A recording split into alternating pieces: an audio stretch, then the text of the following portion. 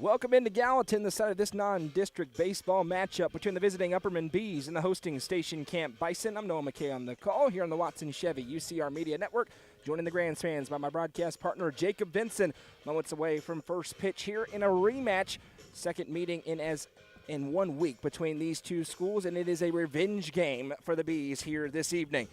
For the second straight meeting, Jackson Miller, the left-handed pitcher, on the mound to start this ball game. Station Camp, a 12-5 winner a week ago in Baxter, but a very different equation for the Bees as they give the ball to one of their two aces today on the other side. Yeah, very different with Juju Yano going on the other side, coming up in the bottom part of this inning, but for Miller on this side, had an okay start against the Bees, but he had a lot of run support against him, and that was the big thing. He went the first 3 innings of the ball game. He allowed 8 hits, 4 runs, 4 earned, 2 walks, and no strikeouts. And normally you look at that and say, well, it's probably not the best outing, but he had so much run support on the other side that, well, it didn't really matter. They were never in danger of losing their lead in that ball game at a 4 or 5 run lead for most of that game. Obviously won by 7, 12-5.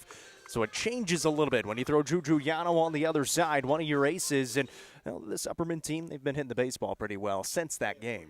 Chris Worsing will lead it off. He's the shortstop. Braden Green bats second. He's the second baseman. Justin Fallon's the DH. He bats third. He'll be followed up by the first baseman, Alec Wilson. Rookie Allison bats fifth. He's the catcher. The third baseman, Carson Shue, bats sixth. The pitcher is Juju Yano. He bats seventh. Evan Huddleston is the center fielder who bats eighth. And Rylan Case will round out the order today. First pitch into Chris Worsing is roped into left field. That's at least one. It kind of dies in that wet grass, so Chris Worsing will pull in with a leadoff single. He's already batting .380 on the campaign. Chris Worsing doing Chris Worsing things, sets the table for Braden Green. Yeah, he's just continuing what he's been doing all season long. Mr. Consistency, the nickname is turned into, because he's starting to get some extra base hits out there. He gets on base, and a big reason why he's into that leadoff spot, getting on base and being able to move around and score. The Bees are 17-10 on the campaign. They just swept the doubleheader on Tuesday against their arch rival Livingston Academy. Braden Green drops a bunt down. Miller comes up. Has only one throw to make. It is to first in time for out number 1. Some early small ball here for the Bees on the sac bunt. Chris Worsing into scoring position, and here comes Justin Fallon. Happy Cam Ward Day to those who celebrate. I am one. We are about an hour away from finally having a franchise quarterback in Tennessee. Well, if they mess that one up, I'm going to come unglued. Justin Fallon climbs in. He's batting just a measly .488 on the campaign in 15 games so far. He's got a runner at second. First pitch is fouled out of play 0-1. And for Fallon, he's trying to get that pop back in. We wondered if today was the day he returned to center. Not yet. They don't need him in center. Quite frankly, they don't need him until the region tournament in center field. Probably the region championship game in center field, if we're being honest. But they'll work him back in there at some point. 0-1. This one ripped it. It is over the outstretched glove of the shortstop, but Worsing had to wait just in case he caught it. The throw is offline, tips away. Worsing thinking about it, and Fallon, who's still in first gear with that hamstring, back to first, and it's runners at the corners, and you feel really good about this one for the Bees because here comes Alec Wilson. And welcome to the Mr. Baseball conversation for Alec Wilson. How about his play in the last 6 games for the Bees? Batting .600 with 8 RBIs, a double, a triple, and a home run. He's been dominant. The best pitcher in the Upper Cumberland on the mound. He's been dominant at the plate here recently, and now he stands in a big spot. Well, this is a very similar start that Station Camp had a week ago. Obviously, they got started in the top half of the first, and now the Bees get to hit first, and they have jumped early on Miller with already 2 runners on. First pitch right down Main Street, 0-1 here to Alec Wilson. Runners at the corners. Fallon's not getting run for anymore. That's a good sign as he continues to work his way back in. We got the great vantage point. We're right behind home plate today. 0-1. Wilson flares this one into right. Right fielder range is back. Should be deep enough. Worsing tagging. Here comes the throw, and it's an RBI sac fly. The Bees take a 1-0 lead. And unlike last week for Upperman, where we said it had to be a shootout victory, that ended up being the case. 1-0 feels really good for the Bees with Juju Yano on the other side. Yeah, you got Yano on the other side. So you just get a couple of runs across, you feel a lot more comfortable. Not have to get in the shootout like you said, but they would love to keep this one going. Obviously already a lot of activity on the base path, and Now you got Justin Fallon out there who, again, a couple of plays ago, when that ball comes over here into foul territory, he's probably taking second base on a normal day, but they're still holding those reins back a little bit and don't want him to get into any trouble. That's RBI number 19 on the campaign for the senior Alec Wilson. Here comes the Rhone State signee, rookie Allison, who's also been ripping the baseball right now. It's a common theme up and down the lineup for the Bees. First pitch swinging here, and that's a base hit into left field. The bats are here today in Gallatin. 3 hits in the inning. They're looking for more, though. Here comes Carson Shoup with 2 outs. And they're seeing something right now from Miller. They are jumping early in these counts. So, I mean, I've put, I think, 1 strike up there. 2 of them, actually, the Fallon foul ball and then the one against Alec Wilson. Everything else has been first pitch here in this one so far for the Bees. 1 called strike so far, and here comes Cody Lowe, who's going to run for the catcher, rookie Allison. So senior for senior swap there. Carson Shoup will climb in, batting .286 on the campaign. And over the last 6 games, he's at .289. Mentioned the Bees, their play. They're 13-3 in their last 16. Since basketball season ended, they've been one of the best 3A teams in the state. They're looking for revenge here. This is their lone 3A loss that they took against Station Camp in that time frame. The Bison been playing some much better baseball themselves in the last 8 games, 6-2 over that stretch. First pitch misses inside to Shoup. Yeah, for Station Camp, very slow start to the season. Slower than they anticipated, despite losing some pieces after that state championship game appearance a year ago. But they have turned it around and are rolling right now. They've secured the 2 seed in their district tournament, and nobody wants to see Station Camp in the postseason, I can tell you that. Here comes the 1-0 to Shoup, and that one misses a little bit low and inside. 2 balls, no strikes. Runners at first and second for the Bees, and the ever-dangerous Juju Yano looming on deck. And it is a full turf infield here at Station Camp. It turns into the natural grass in the outfield, but even the dirt, the grass here in the infield is all turf. Miller trying to get a big third out. Here comes the 2-0 to Shoup. That one misses low, bounces in, and it's quickly 3 balls, no strikes. Behind the dish today, easy for me to say, goodness gracious. It's Noah Jenkins. He wasn't going to be. He was actually going to be in right. Colin Gillespie was going to be catching. They switched it right before the game started. Not sure why, but that's what we have, and Jenkins is behind the dish. Red light on here for Carson Shoup. Here comes the 3-0. That's right down Main Street. He takes 3-1. And now you got that hitter special with 2 runners on. You're looking for 1 spot here on 3-1. If you get it there, you're taking a big old swing. Exact same dimensions as the ballpark in Baxter. 325 into the corners, 375 to dead center. About an 8-foot-tall fence or so goes the entire way around. It's really a wall as opposed to a fence. The 3-1, big swing and a miss on that one for Shoup. Lowe wasn't paying attention. He gets a late start, but he will pull into second on the wild pitch, and that is a big bailout a little bit for Miller there. Would have been ball 4. Instead, it's 3-2. Yeah, and a fortunate thing for the Bees, they both get into scoring position, so now Shoup is able to get the barrel on it and put it into the outfield. You're probably going to score 2 with Lowe there at second base. Big moment early in the ball game. Yep. Full count, 2 in scoring position with 2 outs for the Bees. Base is empty, but a very dangerous hitter on deck. Here comes the payoff pitch. And Shoup rips this one, but it's foul by about 5 feet or so down that left field line. You're in the 6th spot in the order, and you're thinking maybe there's some relief, but the team leader in RBIs is waiting on deck. And then after that, you get Evan Huddleston and Rylan Case batting today with no Carson Holroyd in the lineup batting. Yeah, Holroyd, he got that thumb jammed on one of the last pitches of the game on Tuesday. He's okay, but giving him a couple extra days to make sure that heals up fine. Payoff pitch to Shoup, and that's a good battle swing on the breaking ball. We'll do it again. Yeah, that was a pretty good breaking ball as well. Kind of breaking in on the hands. Shoup does a good job just to barrel it up enough, get that foul tip, and stay alive, trying to look for a fastball maybe that he can handle. 14 pitches in the inning for Jackson Miller out there on the mound. The Bees have a 1-0 lead, but they certainly want more with this situation. Another payoff pitch coming. Fastball up. This one ripped over towards second. Fielded on a hop throw to first, and that's a good job by the Station Camp defense to limit the damage to 1 run. Juju Yano to the mound for the Bees when we come back in a 1-0 ball game. This is Upperman Baseball, presented by Gentry's Power Equipment on the Watson Chevy UCR Media Network. What if opportunity was all in a day's work? We find new ways to make vacation dreams a reality. And that inspires me to do my best work every single day. What if you can make a real impact in people's lives with a team that cares? What I do matters. not just for guests, but for my team. We rely on each other each and every day. What if your work inspired fun and moved people? We put the world on vacation. Our job is to make people happy. Inspiring travelers around the world to live their best lives never stops being fulfilling. At Travel and Leisure, what if can be what is. Stop wondering. Join the travel movement.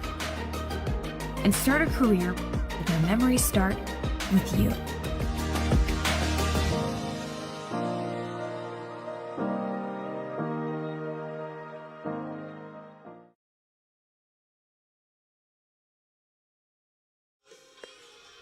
Welcome back. The senior stud right-hander Julian Yano on the mound for the Bees on the season, a 5-2 record. This is his 9th start. Has 3 complete games, 1 shutout, a 1.83 ERA, 49 strikeouts to 13 walks, 11 earned runs on 32 hits, and 42 innings pitched. And he leads the team with a batting average against of just .209. The Bees with a ton of faith in Juju Yano. He gets the ball today as they hunt an evening up of the season series against Station Camp. And I think it all starts in this first inning. Station Camp got off to a great start last Thursday against Carson Holroyd. A ton of hits in that first inning. Obviously, the first start of the career at the varsity level here for Upperman for Carson Holroyd in that game, and they were able to time him up and jump on him. We'll see if Juju Yano has a little bit more success. I mean, we expect Station Camp to obviously compete well in this ball game. We just expect it to maybe be a little bit different than last week. Today for the Bison, they'll bat 1 through 9 like this. Leading things off is the catcher, Noah Jenkins. He'll be followed up by the shortstop, Sam Mullins. The engine for this Station Camp team is the Tennessee Martin signee, Nathan Parsons. He bats third. The cleanup hitter is the third baseman, Colton Coburn. Batting fifth is the right fielder, Colin Gillespie. Batting sixth, the pitcher, Jackson Miller. Isaac Weeks is the second baseman. He bats seventh. Noah Bellany bats eighth. He's the left fielder. Trip Fowler will round it out. He's the first baseman. First pitch for Julian Yano is popped up in the field of play. Carson Shoup says he has it with authority, and he makes the catch. 1 pitch, 1 out, and it's already immediately different than it was a week ago for the Bees. Hey, you got to call it out with authority in the infield, especially when your normal shortstop is on the mound. He wants to go get it. For Juju, mid to upper 80s with the fastball. Has the breaking ball off of it, keeps it off balance. Second time through the lineup, you'll see a lot more of the breaking stuff typically. And here comes Sam Mullins. And he sends the first pitch he sees up into right field. Carson Holroyd has a beat on it. And how about this start? 2 pitches, 2 outs. And here comes Nathan Parsons, one of the best hitters in this state.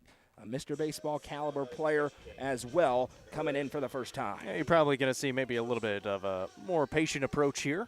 Maybe not swinging first pitch, and we'll see if Yano brings him a first pitch strike. The one little blip for Juju this year has been the first inning. He's gotten tagged up a little bit in some first innings. A good start here, but he's looking for more. First pitch, that's a good one, right on the outside corner, 0-1. Yano, as most everybody in this Upperman staff, they work quickly. Right back on the rubber. Here comes the 0-1. And there's the slider, just misses that time. Close but no cigar, 1-1. Yeah, he dropped the arm angle a little bit. Started on that inside knee area and able to break back across. Just missed a little bit low. Went right back to it. That time across the heart of the plate, 1-2, and Juju's got the goods through 5 pitches. Yeah, and you can see that breaking ball. We've got a tremendous angle on it today, right behind it. It looks really good. Parsons trying to battle in now. Here comes the 1-2 home. That is a dominant first inning by Julian Yano. A Thompson Machinery and Cat Rental Store strikeout. In just 6 pitches, sits the Bison down 1-2-3. We head to the second, 1-0 Bees. Upperman Baseball is presented by Gentry's Power Equipment on the Watson Chevy UCR Media Network. Discover this stylish and modern 3-bedroom, 2-bathroom home with an open split bedroom floor plan designed for comfort and convenience. With 3,318 square feet under one roof, plus a bonus room over the garage and 1,400 square foot basement. Located in the Brookstone subdivision, this home is just minutes from Cookeville. The builder is also offering up to 3% in closing cost assistance. Call Sonia Brown with American Way Real Estate at 931-979-7145. Looking for weekend lunch and dinner plans? Since 1971, Nick's Restaurant has been locally owned and operated. From mouth-watering prime rib to delectable ice cream pie, Nick's has it all. Their cozy atmosphere and great service will make you feel right at home. Plus, their banquet space is perfect for any event. Visit them at 895 South Jefferson Avenue or online at nickscookville.com. Nick's Restaurant is a proud sponsor of this broadcast on the UCR Media Network. 1-0 Bees. We head to the second. 7-8-9 due up. Yano, Huddleston, and Case. How about that first inning for Juju Yano on the mound? 6 pitches, 2 flyouts, and then a 4-pitch punch out, quickly retiring the side. That's pretty much what you're looking for if you're Upperman. After the start you had last week at home on Thursday, you get 3 hits in the first inning, a run across, strand a couple of runners, but you get that run across, and then just like you said, a dominant first inning for Juju Yano, who gets to lead it off here in the second. And it's been the arms for the Bees. Yano, Wilson, and Worsing headlining it, and then the relievers of Allison and Huddleston, or Allison and Holroyd, rather. As the first pitch to Yano misses a little bit low and outside, 1-0. And then you've got Braden Wolke as that deep reliever. We saw him pitch well last week. And that depth of arms gives them a chance to go on a long postseason run here starting next week. The 1-0, Juju sends this one into center field. A nice beat on it, ranging to his right. And the catch is made for out number 1. No problem for Parsons in center. Yeah, just kind of off the end of the bat out there to center field. Like you said, Parsons able to read it well. He's, again, very similar to Justin Fallon. All kinds of range out there in center field and know each other pretty well and played against each other, played with each other. So it's some high-quality players in this one. Evan Huddleston bumps up a spot today because Holroyd is taking a day off from the batting order. So from the 8 spot, first pitch, that one misses a little bit low, 1-0. Miller would love a quick inning here. Kind of settle in out there against the lower third of the order. It's easier said than done, of course. The 1-0 to Kev, that's a good pitch. Dots up the inside corner. 1-1. He'll be obviously not the big velocity guy. Didn't have any strikeouts against the Bees in the 3 innings he pitched last week. Had a couple of walks, so he's really looking for contact. Huddleston flicks this one. It's a slow roller in foul territory, and it's 1-2. I think this is the first 2-strike count the Bees have faced so far in this game. Other than the full count to Carson Shoup in that last inning.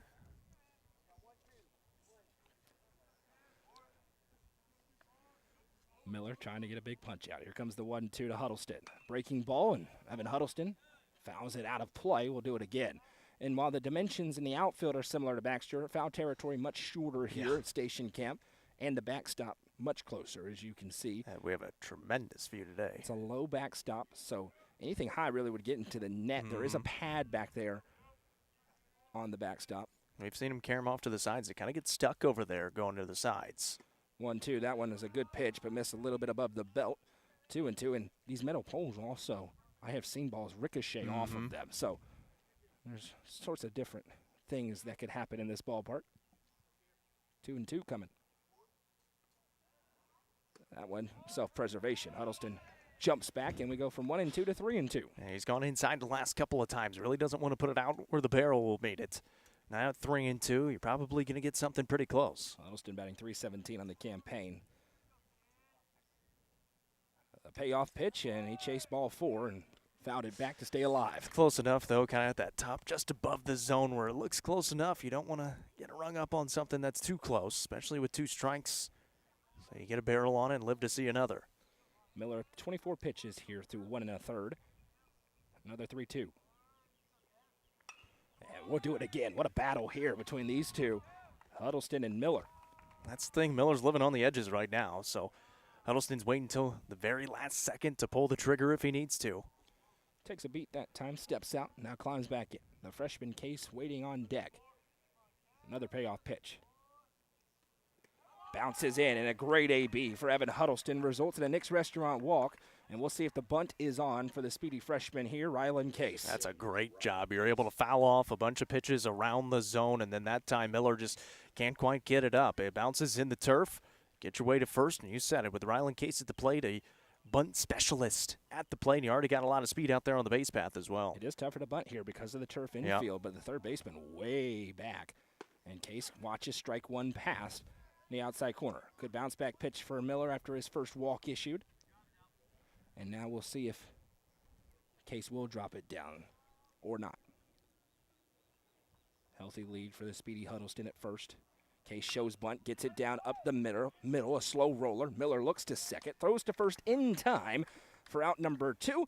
But the sack bunt does the job for Case, moves the runner into scoring position, and here comes Chris Worsing, who ripped the first pitch of the ball game into left for a single and scored the first run. That's what you're looking for if you're the Bees. Move that runner into scoring position. Evan Huddleston, one of the fastest guys on the team. Now you're trying to bring him in with, well, one of the hottest bats in the lineup for the Bees. The third key member of that rotation for the Bees. He's been so good on the mound here recently. And he's been a key cog at the plate, and since moving up to the leadoff spot, he's just been right at home. First pitch swinging again. This one rolled over towards short. Huddleston slow runs past. The throw to first is in time. And we got a good baseball game developing here in Gallatin. 1-0 as we head to the bottom half. This is Upperman Baseball, presented by Gentry's Power Equipment on the Watson Chevy UCR Media Network. Gentry's Power Equipment is proud to be the presenting sponsor of Upperman Athletics on UCR. Located at 755 Buffalo Valley Road in Cookeville, Gentry's Power Equipment is your local steel dealer with a huge selection of outdoor power equipment including chainsaws, blowers, trimmers, mowers, pressure washers, and more. They are your local one-stop shop for high-quality equipment. Locally owned and operated, Gentry's Power Equipment is proud to support Upperman Athletics and UCR. Proudly introducing Upper Cumberland Generators for all your home power solutions. Locally owned and operated, Upper Cumberland Generators are here to make sure you have peace of mind no matter the situation. With new and reliable generators. Call 931-265-1702 for more information or to order yours today. Upper Cumberland Generators is proud to support this broadcast on the UCR Media Network. Welcome back. We head to the bottom of the second inning. It is 4-5-6 due up against Station Camp, and they're trying to make Juju Yano work. 6 pitches, a couple of flyouts, and a punch-out in inning number 1. A 1-0 Upperman lead, and you mentioned in the break, this is 2 teams that are both clearly better than their overall records indicate, especially Station Camp at 11-18, the Bees at 17-10, and we've got the makings of a good one so far today. Well, and really the Bees haven't played their best baseball here in this last week. Obviously, the loss to Station Camp, the loss to CPA. We know how good CPA is this season, and they played very well in that game. Able to turn it around against Livingston Academy the other day in that doubleheader where they really got the bats going. It's rolled here into today, and obviously the pitching has been pretty solid as well. Weather's good for now. Some storms popping up around the mid-state. We hope they avoid here, at least until we're done. But it is humid. Temperatures in the 70s. Here's Colton Coburn climbing in. First appearance against Yano for him, and the fastball's fouled back. In the field today for the Bees, Ricky Allison catches the balls and strikes. Alec Wilson's at first. Braden Green's at second. Carson Shoup at third. And Chris Worsing is at short. Out in left field, Rylan Case. Carson Holroyd's in right. And Evan Huddleston, man center. Here comes the 0-1. And that slider. Ooh. Thank you very much, 0-2. I got the generous call on the backdoor breaking ball. Well, and that's a good pitch to throw no matter what the call is. Right. It rips towards the zone at the very end. Now here comes the 0-2. Tried to go back to it. That time missed outside. And a big smile on Yano's face as he knows that one didn't come out clean. 1 ball, 2 strikes. Yeah, you get that call. You're going to that well as much as you can. 1-2. Fastball. This one's popped up, angling into foul territory. Case gives it a run, but it drops about 8 feet away from him, and we'll do it again. Already the longest at-bat of the game for Station Camp. It's still ahead 1-2 as well, so that's the important number for Juju Yano. Righty-lefty matchup here. Coburn, Gillespie, and Miller due up in this half for the Bison as they only down 1 run. Try to get it back here in a hurry. Making a move, the rosin bag. It was showing up on the mound. Talked about that turf. The bounces are true on the turf infield. We've seen that on a couple of bunt attempts already. 1-2, fastball. Close, didn't get the call that time, 2-2. Maybe just off. Especially you got that call on the breaking ball a little bit earlier. You feel like you should get that one as well. Yeah, I think that's the only gripe there, agree. Here comes the 2-2. Yano knows what he wants. Kicks and deals, fastball. That time he dotted it up. A Thompson Machinery and Cat Rental Store strikeout.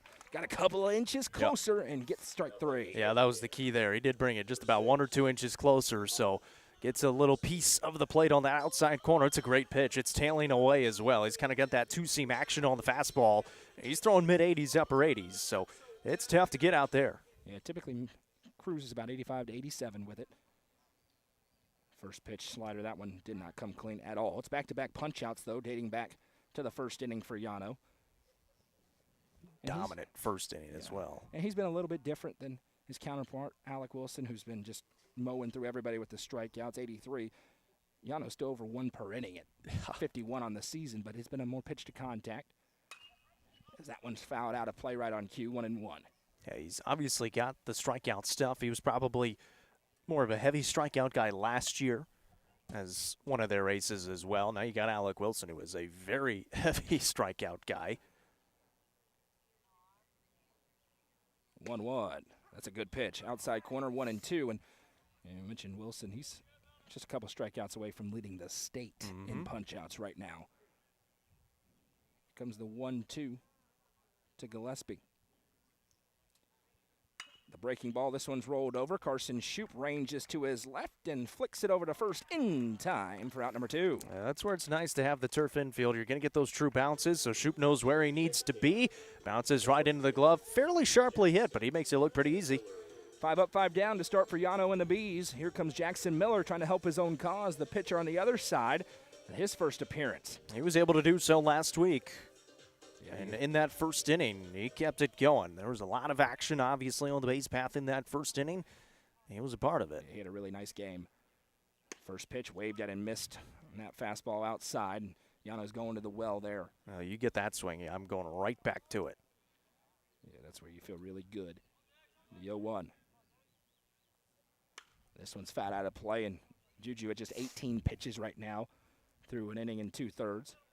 So you get 2 swings there on the outside fastball that's breaking away. I'm going slider in. That's exactly what I was thinking. Here comes the 0-2. He went with the high cheese, and Miller lays off. 1 ball, 2 strikes. Oh, he's a good choice. Especially with 0-2. All reliable. He revved up on that one, too. It seemed like the highest velo he's had so far. 1-2. Try to get that slider again. It's not coming out perfect in this inning. 2-2. Yeah, you can see it not quite snapping off. He knows it, too. Kind of the wry smile a couple of times. For him, it's usually just needs 1, and then he dials it in. 2-2, and there it is. Swung on and missed right on cue. Another Thompson Machinery and Cat Rental Store strikeout. 6 up, 6 down for Julian Yano. We head to the 3rd, still 1-0. Coverage of Upperman Baseball is presented by Gentry's Power Equipment on the Watson Chevy UCR Media Network. Turf Masters Landscape Management has been serving the Upper Cumberland since 1996. They offer a variety of services, including lawn maintenance, landscape design and installation, landscape lighting, irrigation systems, and more. For more information, contact Matt Wilson at 931-261-1587 today. Turf Masters Landscape Management is a proud sponsor of this broadcast on the UCR Media Network. The Real Estate Collective is a team of experienced, licensed real estate agents serving the entire Upper Cumberland region. Whether you are looking to buy or sell, the RICO team is ready to serve you. With a focus on people over profits, you can rest assured the Real Estate Collective can help make your real estate dreams a reality. Call 931-559-9500 for more information or see their current listings at letsgorico.com. The Real Estate Collective is proud to support student athletes in our area and this broadcast on the UCR Media Network. We head to the 3rd. It's 1-0, and right now the story of the game is Juju Yano and the Bees defense. 6 up, 6 down. They're looking for some more here as it's 2-3-4 due up for the Bees. Jackson Miller with a much better second than his first. We got a good baseball game. Yeah, and the top half of the lineup had a good amount of success. 3 hits through. They got that run across in that first inning, and then Miller kind of settled in after that, and the Bees weren't quite as aggressive early on in those counts. Miller wasn't as in the zone as well early on in those counts, so it kind of worked out for him. And now we'll see what they can do that second time through now against Miller. And on the other side, I mean, Juju Yano, we said it in the break, he's got the good stuff today. Obviously, we saw a couple of those breaking balls, didn't quite have the grip on, but then he had a perfect one on the strikeout pitch. So it seems like he's got the good stuff today. For the Bees, they won 19 games a year ago, of course, made it 1 game away from the state tournament. 17 already this year, hunting win number 18. Obviously, the schedule a little bit different this year, but not an easy schedule by any stretch of the imagination. And the important one, as you mentioned, 13-3 in their last 16, only 1 loss to a 3A team. It was their opponent today, and obviously now they've got one of their number ones on the mound. And his first pitch into Braden Green misses a little bit up. And I say one of their number ones because really all three of their top pitchers have been so good. Miller, he's been their Thursday starter throughout this year, is again today. 1-0 to Green, misses up in the smallest zone in the order besides maybe Ryland Case as it up. 2 balls, no strikes. And the whole reason you're seeing Juju Yano today is because of the emergence of Chris Worsing, because Coach Shanks trusts him enough to throw him in a district game like he did on Tuesday. 2-0, that one gets the outside corner. It's 2-1, and Worsing, his emergence, as you said, has allowed Yano to move into that Braden Williams role from a couple of years ago where he can play against these tough teams out of district. 2-1, that one flicked over. Shortstop gives a leap but can't quite get there, and it's a leadoff single for Braden Green. 4th base hit of the day for the Upperman Bees. There's already been a couple of those right over the shortstop's head, and he's saying, come on, just bring him a little bit lower. That was a good leap for Sam Mullins. And you see how quick Parsons got to that ball in center. That's a good player. Here comes another one. Here comes that man, Justin Fallon. He singled, was left at third, though. His first time out. And he will climb back in here for attempt number 2. Miller back out of the stretch. First pitch swinging for Fallon. He hits it back into himself. And there's been traffic on the base paths in every inning so far. No hits in the second, but a walk. And he's worked through it nicely. 3 Bs have been left out there already. Just 1-0. And with how Yano's throwing on the other side, he's got to keep it right around here.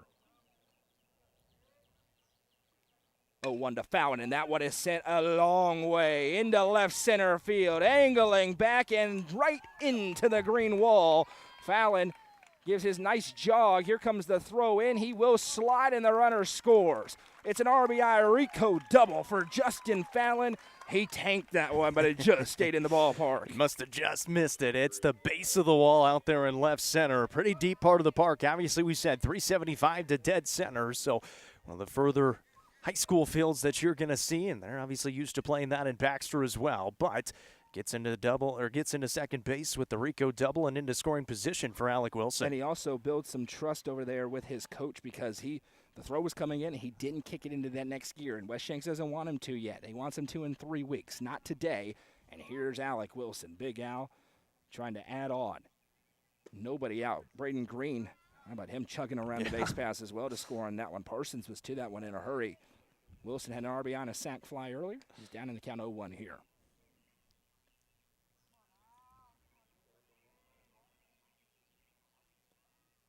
0-1. That's a good breaking ball and fouled back. Quickly 0-2. And we mentioned it, I think, on Tuesday.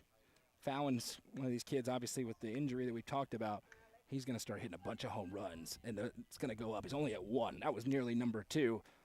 He's got home run plus power in that bat. 0-2 to Wilson. And he stays alive, that one. It's a good battle swing on the high fastball. Well, the Bees, they're seeing it really well right now. They're picking it up quickly out of the hands. And even on that breaking ball from Wilson, he was able to pick that one up pretty quickly. Obviously fouled it off. Might be getting a little bit of help from his teammate as well. Fallon at second. 0-2 count to Wilson. Nobody out. Miller delivers, and Alec Wilson staying alive. Miller's throwing good pitches, but they've been fouled off. Yeah, and you can see Justin out there. He's pointing which way they're going, whether they're setting up inside or outside.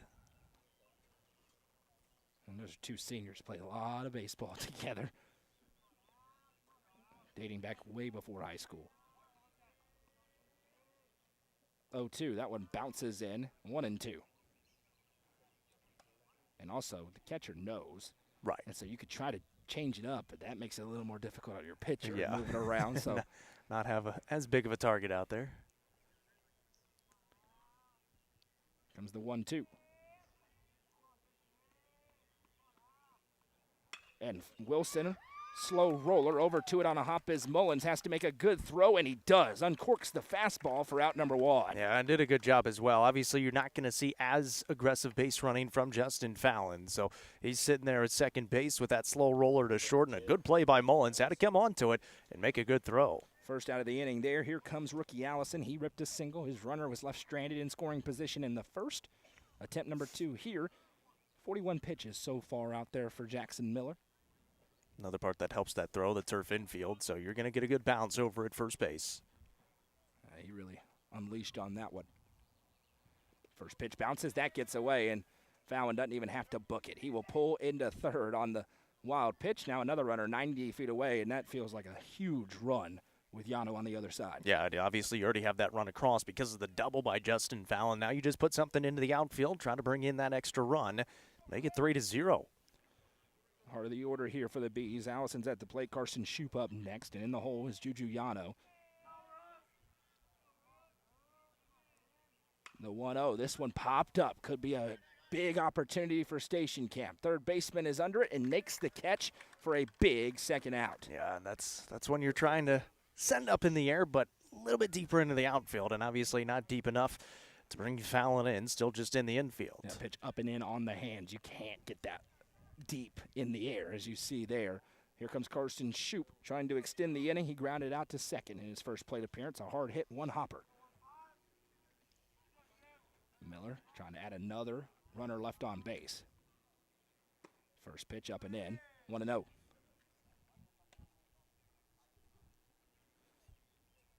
Really, all these Bees have been seeing the ball well, 1 through 9, past few weeks. Yeah. Score update: DeKalb County leads Cumberland County tonight 5-0. And this one sent way up into the air. It's going to stay in the ballpark. Shouldn't be a problem. Under it from third, and the catch is made. So a runner is left in scoring position, but the RBI double for Justin Fallon doubles the Bees' lead. It's 2-0. Coverage presented by Gentry's Power Equipment on the Watson Chevy UCR Media Network. The Real Estate Collective Land and Farm Team represents a dedicated group of individuals possessing a wealth of expertise in land and farm sales. They possess a range of resources at their disposal, all aimed at showcasing the innate qualities of each property.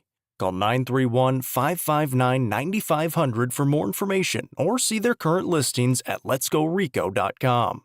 The Real Estate Collective Land and Farm Team is proud to support student athletes in our area and this broadcast on the UCR Media Network. Livingston Regional Hospital is Livingston's hometown hospital. Located at 315 Oak Street, Livingston Regional Hospital provides compassionate, quality care for all patients from local people you can trust, so you can count on them to treat you like family. Their excellent staff offers years of experience and training to meet the needs of all patients. They understand the importance of providing care in a professional and comforting manner. They're proud to partner with Livingston Academy Athletics through the LRH Sports Medicine Team. Livingston Regional Hospital is a proud sponsor of this broadcast on the UCR Media Network.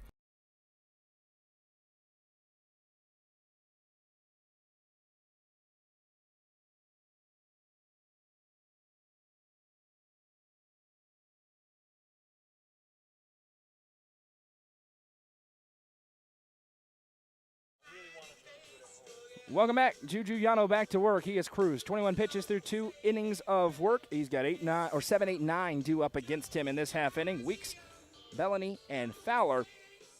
I'm Noah. That's Jacob. Happy to be along with you today. About some softball tomorrow. We're not allowed to stream at Monterey, so we unfortunately won't be with the Bees baseball team, but we're going to be back here in Middle Tennessee as the Gordonsville Tigerettes take on CPA, a Division II 2A program. First pitch set for 4 o'clock. Kaylee Plumley, the Tigerettes on UCR tomorrow night. Yeah, it should be a fun one. A CPA team, 11-4 so far this season. Obviously play a pretty good schedule, and well, we know how good the Tigerettes are as well. Just 1 loss for Gordonsville this year. As the first pitch misses a little bit in with the slider to Weeks, the smallest zone in the order by a lot for Station Camp. That'll test Yano, and that fastball waved at and miss. He's really revving up the heater right now. Yeah, we've seen that in his outings. He'll kind of start in the lower 80s sometimes with that fastball, get it all the way up to 87 towards the end of his outing. 1-1. That one misses outside despite the frame job by rookie Allison behind the plate. And really one of the first times, maybe the first time, Yano's been behind in a count. And now it's 3-1. Again, that slider dips away. Weeks trying to become the first base runner of the game for Station Camp. Yeah, it's obviously been pretty clean for Juju Yano getting ahead in these counts. Now he's going to have to work back. 3-1. That'll help. Fastball right there, and we run full 3-2. It just goes right back to that outside corner. He's gotten that call pretty much all game long, and, I mean, that one was always a strike. Here comes the 3-2 payoff pitch from Yano. fastball got him. Another Thompson Machinery and Cat Rental Store strikeout. 4th of the game for the senior right-hander own state signee. It'll bring up Noah Bellany. Yeah, you got a little bit of help there as well. That one high and inside, but that's the one that's tough to lay off of. Feels like you can catch up to it. Looks really good coming in. What do we got here? Home plate umpire has been concerned about a lot of different things. Somebody out of the dugout, et cetera, et cetera. So he goes out and has a word with Yano here. I got no clue what it's for. Celebration or something, Well, maybe? he's gone 7 up, 7 down. So let's let the kid pitch. Maybe for Roz and something. All right. It's not a rule at the high school level, is it? Who knows? Noah Bellany climbs in for the first time here. And Yano says, forget about it. Revs up the high heat again. 0-1.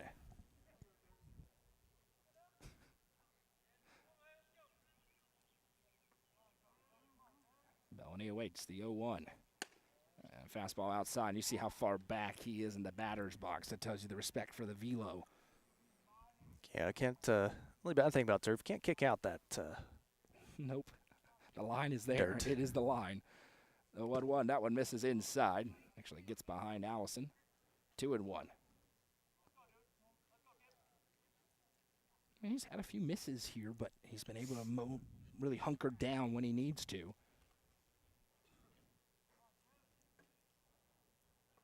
2-1. Good pitch. Dots up the outside corner. It's 2-2. Yeah, that's just what they call effectively wild, right? You kind of throw it at their feet and then go back to the outside corner, and they have no chance at hitting it. Yeah, that's a really good pitch for Yano. Here comes the 2-2. Slider called. Strike 3 right down Main Street. Another Thompson Machinery and Cat Rental Store strikeout. And Juju is in his bag right now. That is 5 strikeouts. Just absolutely froze him with the slider and that breaking ball across the zone. You come with those fastballs, the first 4 pitches, the AB, rip off the breaking ball, and it breaks a ton right into the zone. That is 5 of the last 6 batters sat down with punch-outs for Yano. Here comes Trip Fowler, the 9-hole hitter, trying to solve him. First pitch slider. Yep, strike 1. We're about to be in the 4th inning here in just a moment. Fowler trying to prove me wrong. Here comes the 0-1. Yep, 0-2. He is pitching right now on the mound. He is revving him up. Yano, quick look in. The 0-2. Good job that time by Fowler to lay off, low it outside, 1-2. It's been pretty easy on the camera when Yano's been on the mound. Haven't had to move it a whole lot.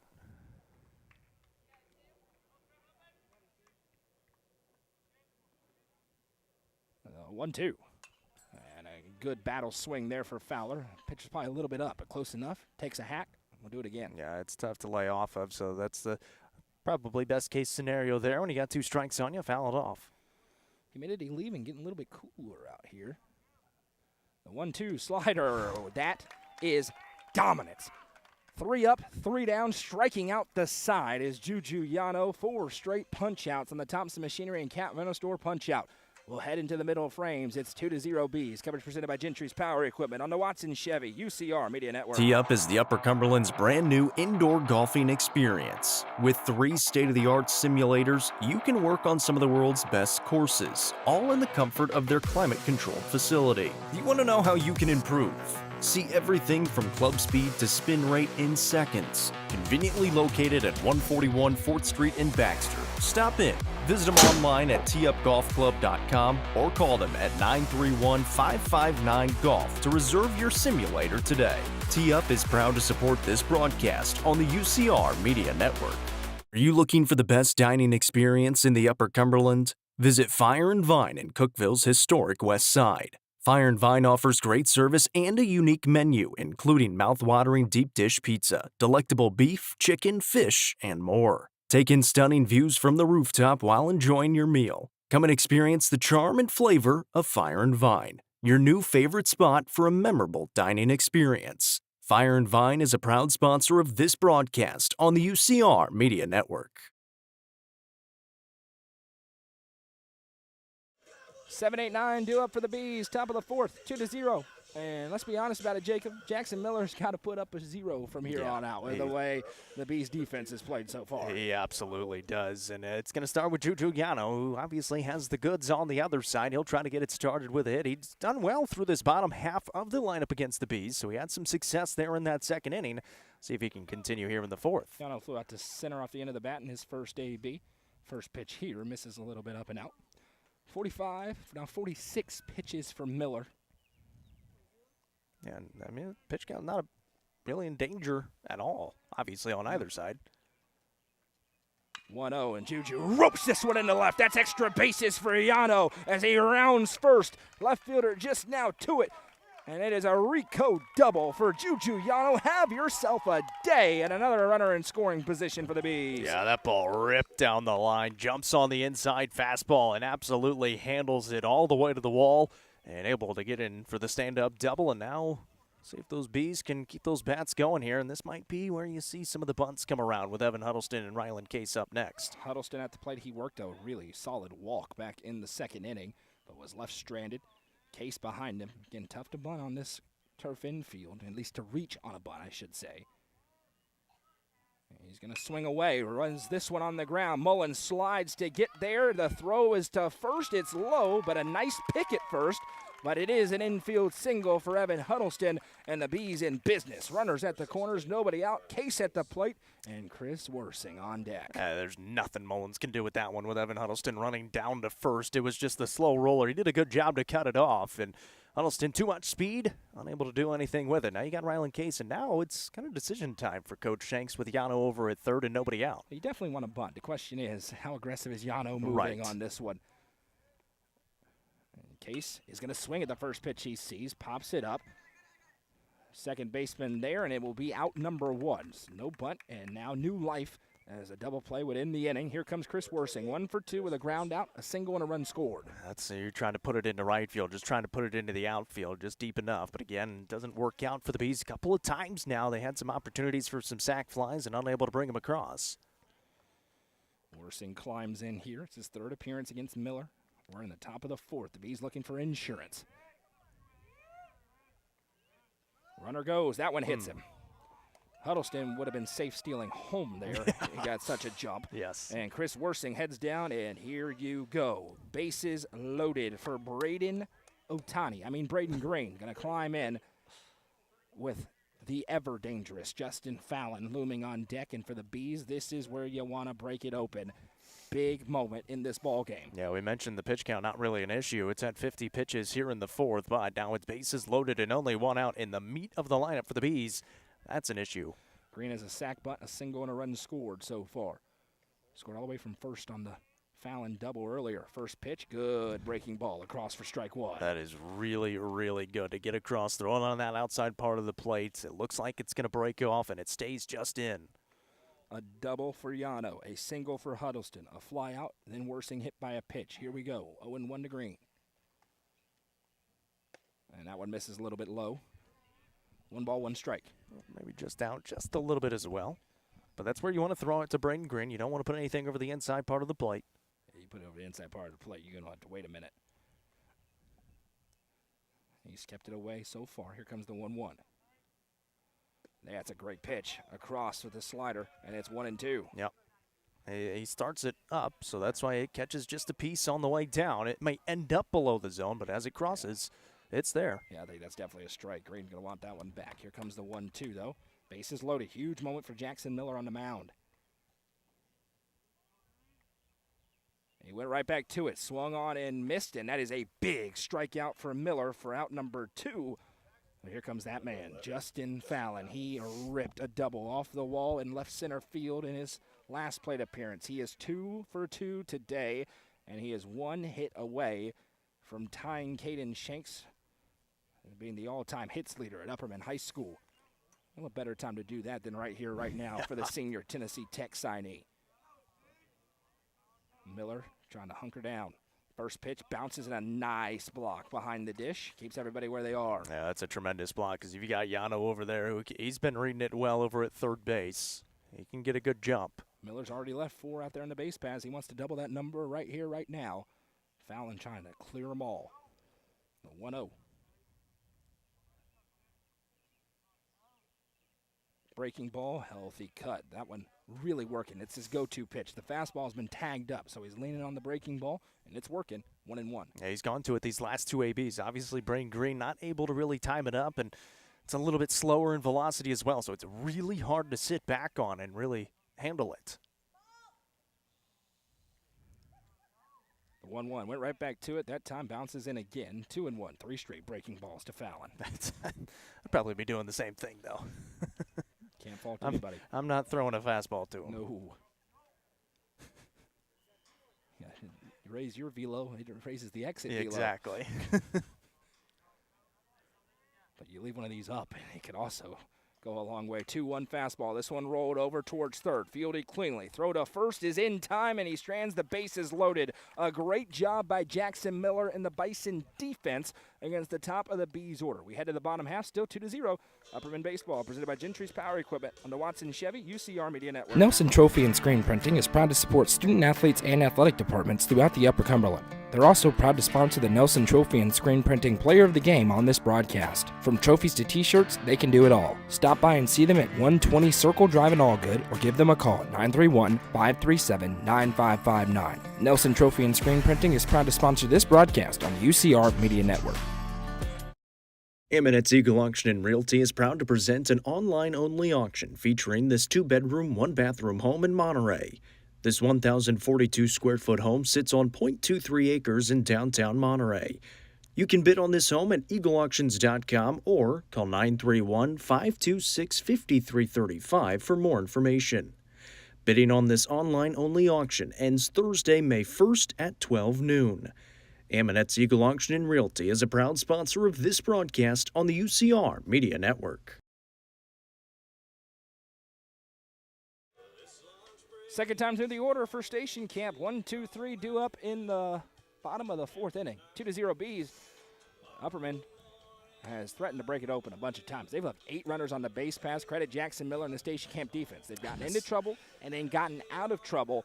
But Juju Yano has been in his bag so far. He has 4 straight strikeouts. 6 out of the last 7 Bison sat down via the K. That was huge for Station Camp in that last inning to sit him down. If you got bases loaded and 1 out and you're able to get out of it, and you got Justin Fallon at the plate as well, and Braden Green, you got 2 and 3 coming up, able to get out of it. Great job. 7 hits and only 2 runs across. So defensively, Bison are playing pretty well.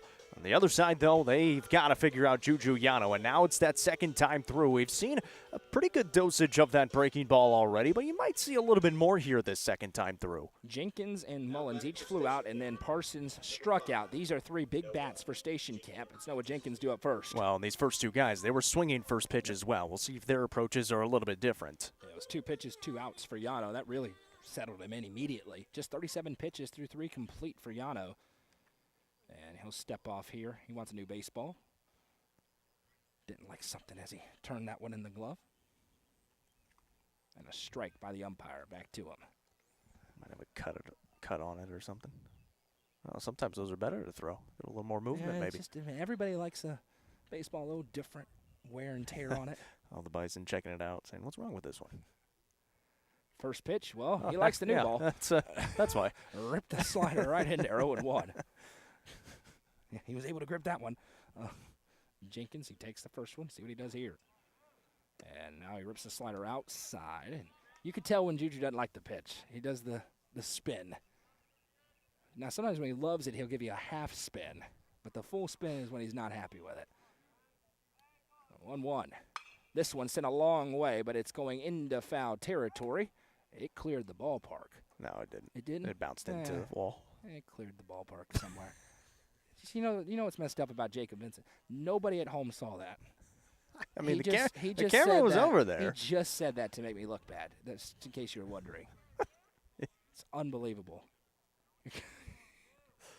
1-2. Cold. Strike 3. Another Thompson Machinery and Cat Rental Store strikeout. How about 5 straight for Julian Yano? Yeah, he's pumping them in there now as well. Goes bottom part of the zone there, and he's watching it the whole way. And you're just changing the eye level. You go inside. Obviously, it was a hittable pitch. Puts it into foul territory, come right back with a fastball and just froze him. Here's Sam Mullins. He flew out on the first pitch he saw out to right field, climbs back in here. Bees defense going to have to stay engaged. They haven't had to do anything the past inning and a half. First pitch slider again. That time doesn't quite catch the zone on its way back. It's 1-0. You can see it, though. They're kind of bending the knees as soon as they see that breaking pitch coming. He started in behind him and then ripping it through. 1-0 fastball outside corner for a strike, 1-1. Now he's just dotting it up. All right, this is as good as we've ever seen Julian Yano be through 3 1/3, and that's saying something.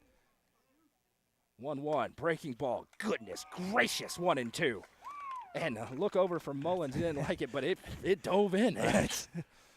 Coach Heppard as well in the third base coach's box just kind of shrugs. Here comes the 1-2. And first time a bat has touched a ball for Mullins in a while. That one fouled back. It's 1-2. It's been a little bit. Got that one foul in the left field. Other than that, it has just been. It was well struck. Strike. It was touched. Mullins at the plate, and then the biggest bat in the order on deck next with Parsons. Comes the 1-2. Slider. This one rolled over. Work for Braden Green. Fields it cleanly off to turf. Throw to first. In time. And thank you very much. That was very close for out number 2. Yeah, we'll try to get a replay here. Ooh, I don't know about that one. He was he beat that one. Let's put it that way. Here's Parsons, but for Juju Yano, he keeps it moving. That's 11 up, 11 down for Julian, and here comes Parsons, who struck out swinging his first appearance. This is an important AB right here. Gigantic AB right here. First pitch swinging. This one's sent up. Evan Huddleston has a long way to go, and he can't get there. He had a look at it, and it dropped in. Parsons chugging for 3 with a ton of speed. It's a stand-up question for Petey. It's going to be a triple for Parsons. It was close. Huddleston gave it a look. I thought it may have tipped off the glove, but there's a reason they named the press box after Petey. He makes the choice. And now a chance for station camp. Here comes Colton Coburn. We're going to talk about that one in the break. We'll see. It was a well-hit ball. It was a struck ball by Parsons. Jumped on the first pitch he saw and sent it a long way. And Yano with a bounce-back fastball on the outside corner, 0-1. Yeah, that's a fastball that, man, just gave up the perfect game. Come back with that. Yeah, that's why we were waiting on Petey, because the first base runner. Comes the 0-1. Fastball, fouled right back, and it's 0-2. And a 2-0 game because of all those base runners left on. A hit here for station camp, and they're right there in the ball game at 2-0. Yeah, absolutely. That's why you play defense the whole time, no matter what's going on the other side. Keep it close, and then you got a chance. The 0-2. That one, good job by Allison to grab it. Parsons, we saw the speed already. I mean, he cruised into third. That fastball was pumped in there as well. That ball was fired. Here comes the 1-2. Slider misses a little bit out. Yano wanted it, but as it came across the I think it actually ended in rookie's glove, probably in, but as it came across, a little bit out. Trying to get that backdoor breaking ball. I thought again. Yeah, I was going to say I wouldn't be surprised if he did. Here comes the 2-2. Fastball, that one, same place, missed outside, and now we run full with 3-2. Station camp with new life, now threatening. That's the difference with the fastball. It starts on the plate, but then it breaks off of it because it tails away from the lefties. Coburn trying to find a way aboard. Here comes the payoff pitch. Not that time. A Thompson Machinery and Cat Rental Store strikeout for Juju Yano. The bounce back strands the runner at third, and we head into the 5th in a 2-0 ball game. This is Upperman Baseball, presented by Gentry's Power Equipment under Watson Chevy, UCR Media Network. Amanette's Eagle Auction and Realty is proud to present an online-only auction featuring a recreational paradise in Albany, Kentucky. This piece of land has 67 acres, full of wildlife, including deer and turkey, right off of Highway 127. You can bid on this home at eagleauctions.com or call 931-526-5335 for more information. Bidding on this online-only auction ends Thursday, May 1st at 10 a.m. Amanette's Eagle Auction and Realty is a proud sponsor of this broadcast on the UCR Media Network. Watson Chevrolet is proud to present the area's best selection of new and pre-owned cars, trucks, and SUVs. Watson Chevy's staff of experts are ready to get you into your next vehicle with unmatched service and knowledge. Stop in at 2350 Cookeville Highway and test drive the all-new Chevy Trax or Silverado today. And remember, don't buy till you see Jason Fye. Watson Chevy is proud to be the presenting sponsor of the UCR Media Network. The Quality Family, a local company supporting and caring for our local communities. The Quality Family offers services to get you back to the game. From bracing to oxygen and everything in between, we can meet your medical equipment needs with Buckeye Home Medical Equipment. If you have an in-home need for strength and conditioning, for example after a surgery or injury, Quality Home Health is available to provide individualized care while you are on the mend.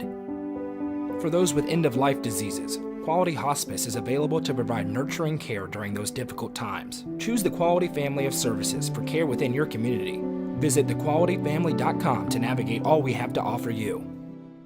The Crouch team with Highlands Elite Real Estate proudly presents this beautiful 3-bedroom, 2-bathroom home located just south of Cookeville, boasting 2,300 square feet and a 2-car garage.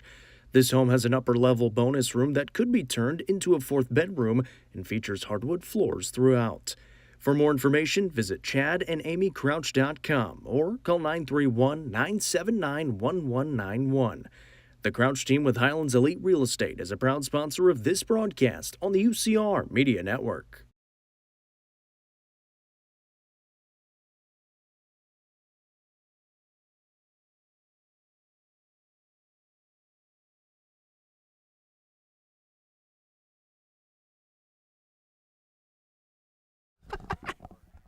Alec Wilson climbs in here. We got a new pitcher for the Station Camp Bison.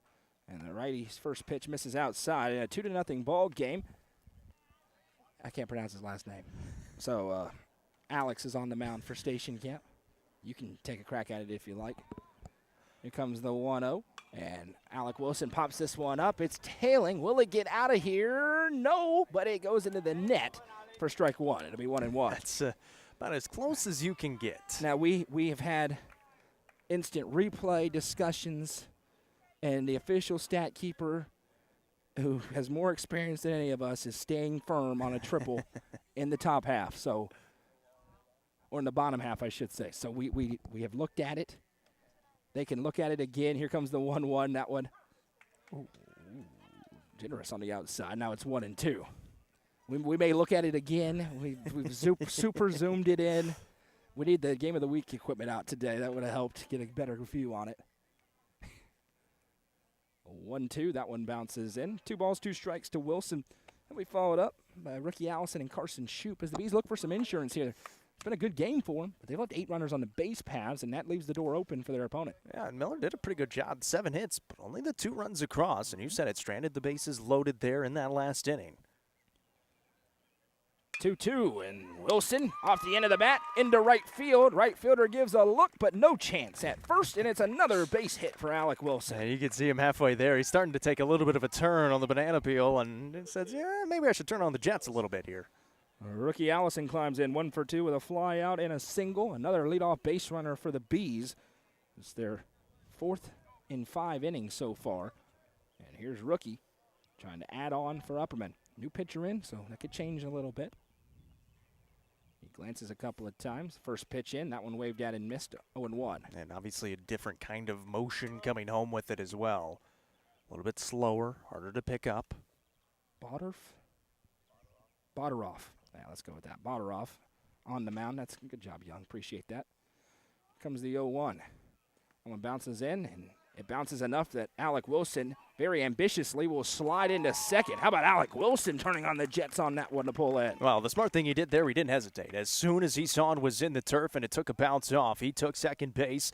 If he hesitates a little bit, he might be out, but he's able to get a good jump and get in there safely. Good crowd on YouTube, good crowd on Facebook. We welcome you in for some Thursday night baseball under the lights here in northern Middle Tennessee. Rookie Allison, this is a slow roller.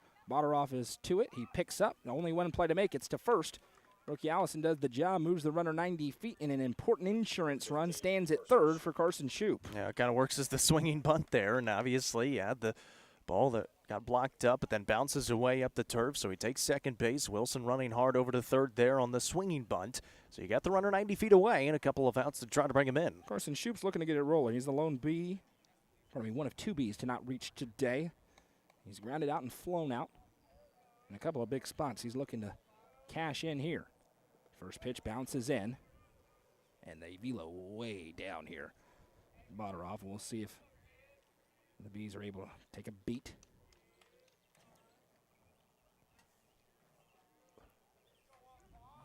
Shoop at 16 RBIs right now, trying to make it 17. 1-0, that one misses outside, 2-0. And he's really trying to work that outside part of the plate. Obviously, we've seen some of them miss a little bit low in the turf. A lot of the misses have been outside as well. Not trying to bring it too far in just yet. Even Alec Wilson's hit was on that outside half. 2-0, that one misses away. It's 3-0, and look who's on deck. Juju Yano. What a day it's been for him as the throwback gets away a little bit, but he's able to go grab it. And this is why this Upperman lineup is so dangerous. Just can't take a breath. Infield in here for the Bison. 3-0 pitch coming to Shoop. And that one misses low, ball 4. Nick's Restaurant walk for Carson Shoop. Puts runners at the corners with a 1 out. And here comes Juju Yano, who can just go ahead and lock up player of the game honors if he does something with this one here. 1 for 2 with a double and a fly out so far. Yeah, obviously he's got the goods on the other side. He's already been able to get on the base path, absolutely ripping one down that left field line. And we'll see if he's able to bring home an important insurance run here in the 5th. Alec Wilson had a single and a ground out, and that walk for Shoop puts us here with 1 out. Can the Bison Houdini again? Yano shows bunt, pulls back for strike 1. I wondered if Shoop would maybe be in action there on 1st and 3rd. Shoop has stolen 1 bag this year, 1 for 1. New call in from Wes Shanks in the third base coaching box. And Yano back in. The 0-1 coming. That one, good pitch for a strike, delayed steal, throw behind, and Shoop slides in safely. And they're going to call interference for Yano in the batter's box, and he gives him a little head shake yes, so now Shoop will have to retreat back to first base.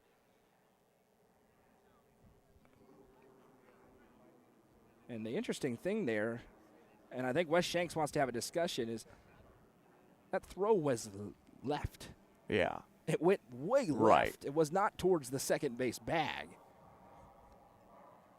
And I don't know the ins and outs of the rule book. The ball did not go towards the bag. The throw came out right towards where Juju Yano was. I know Yano just gave a little head shake. But if he's in the box, it doesn't matter. He can stay wherever he wants inside that box. Oh, it's the umpire-catcher exchange. The umpire made contact. So does the pitch count? Yeah, it would be after the pitch, so the pitch would count. I don't know about Shoop having to go back because the umpire's in the way, though. That seems seems like an incentive for a catcher to just rip back and hit the umpire every time somebody's running. I mean, exactly. If that's going to be the call, absolutely. I'm just going to throw my arm back. Yeah. Oops, I hit the umpire, and then you got to go back to first. Instead, it's 0-2, a break for the Bison. And Juju Yano sends this one way up into the air. Long way to go for the left fielder, and it's a fair ball. Drops in safely. Alec Wilson scores. It's a way up in the air, way deep RBI single for Juju Yano, who is having himself one of the best games of the season. Well, that's one way to not have to worry about any kind of interference because you just send it way up in the air. And even if that ball is hit there with Shoop on second base, he's probably staying at second base just to make sure it does get down. And so a nice job by Juju Yano, kind of flush it, move on to the next, and able to drive home the run. And still a chance here for the Bees with 1 out. Yano adds to his team leading 21 RBIs now on the season. Runners at first and second. And here's Evan Huddleston. He's 1 for 1 with a walk and a single. First pitch misses up to him. And it's 1-0. Now the Bees looking for more. We were talking about Mr. Baseball stuff before this game got started. Alec Wilson, obviously. And then we started looking at Mr. Yano's numbers as well. Pretty darn good. And a game like this will help him. That one's a called strike on the low inside corner. 1-1. And when you're just even throwing that out there, you got 2 guys, and they're both your aces, probably going to have some success. And you look at the region, it does feel different than it did a few weeks ago early in the season as the teams have rounded into form. The 1-1. And certainly no disrespect at all to a very good Tullahoma Wildcats team, but it is 100% a two-horse race Yeah. in Region 4 3A, and this is an Upperman team that, because of the arms, and you see them with 9 hits already, I don't think you can say they're not a favorite in Region 4 3A. Yeah, and then obviously they want to really host that sub-state round. Well, they found out exactly what happens when the risk you run when you don't host a Yep. sub-state round last year. Well, and having 3 arms this year will help a little bit too. And now we got a pitch comm issue for Station Camp. It's 1 ball, 2 strikes for Evan Huddleston. In this inning so far, Alec Wilson is singled. He's since come around to score. Rookie Allison grounded out. Carson Shoup worked a walk. And then Juju Yano just singled into left field with an RBI. So now runners at first and second with 1 out for Evan Huddleston. And this is a big spot for the Bison defense. 9-hole up next, and then a huge bats looming behind. 1-2. And Huddleston sends this one up into the air, angling out of play, and we'll do it again. Yeah, and you said it. If Huddleston is able to find his way aboard here, you've got Ryland Case up next with 1 out, and would imagine he'd be swinging away, but maybe you never know. You do have the insurance run across, and if Station Camp is able to hold it to just this 1 run, I mean, defensively, they're doing everything they can to give their bats a chance to get back into it. Yeah, they've already left 8 runners on the base pass. This could be a lot more lopsided, but I mentioned Miller. 1-2 coming home here. That one misses, and the Tennessee Titans did indeed draft Cam Ward. And I'm literally vibrating right now. 2 balls and 2 strikes. Like you didn't know they were going to take him. But it's good to see this franchise finally do something correctly. Comes the 2-2. That one misses low and outside. We run full. And if you know me, you know how juiced up I am to see that announcement. I am wearing Titans all over today. 3 balls and 2 strikes. Coming home to Huddleston, and he goes after the high one. This is tailor-made. 6-4. Throw to first, not in time. My goodness, he called him out. Well, there's the one. There's the get back. Wow. Wasn't even close. 6-4-3 double play, a gift for the home team, and we will head into the bottom half in a 3-0 ball game. Coverage presented by Gentry's Power Equipment on the Watson Chevy UCR Media Network. Loading the kids in the car, brokering peace in the back seat, mastering the snack handoff without even looking. Why are simple things sometimes so complicated? Thankfully, with auto owners, insurance doesn't have to be one of them. We work with independent agents who keep insurance simple, so you can worry about more important things, like figuring out what's growing in that cup holder. That's simple human sense. Visit swallowsinsurance.com or call us today, 931-526-4025. Protecting your future. It's what we do.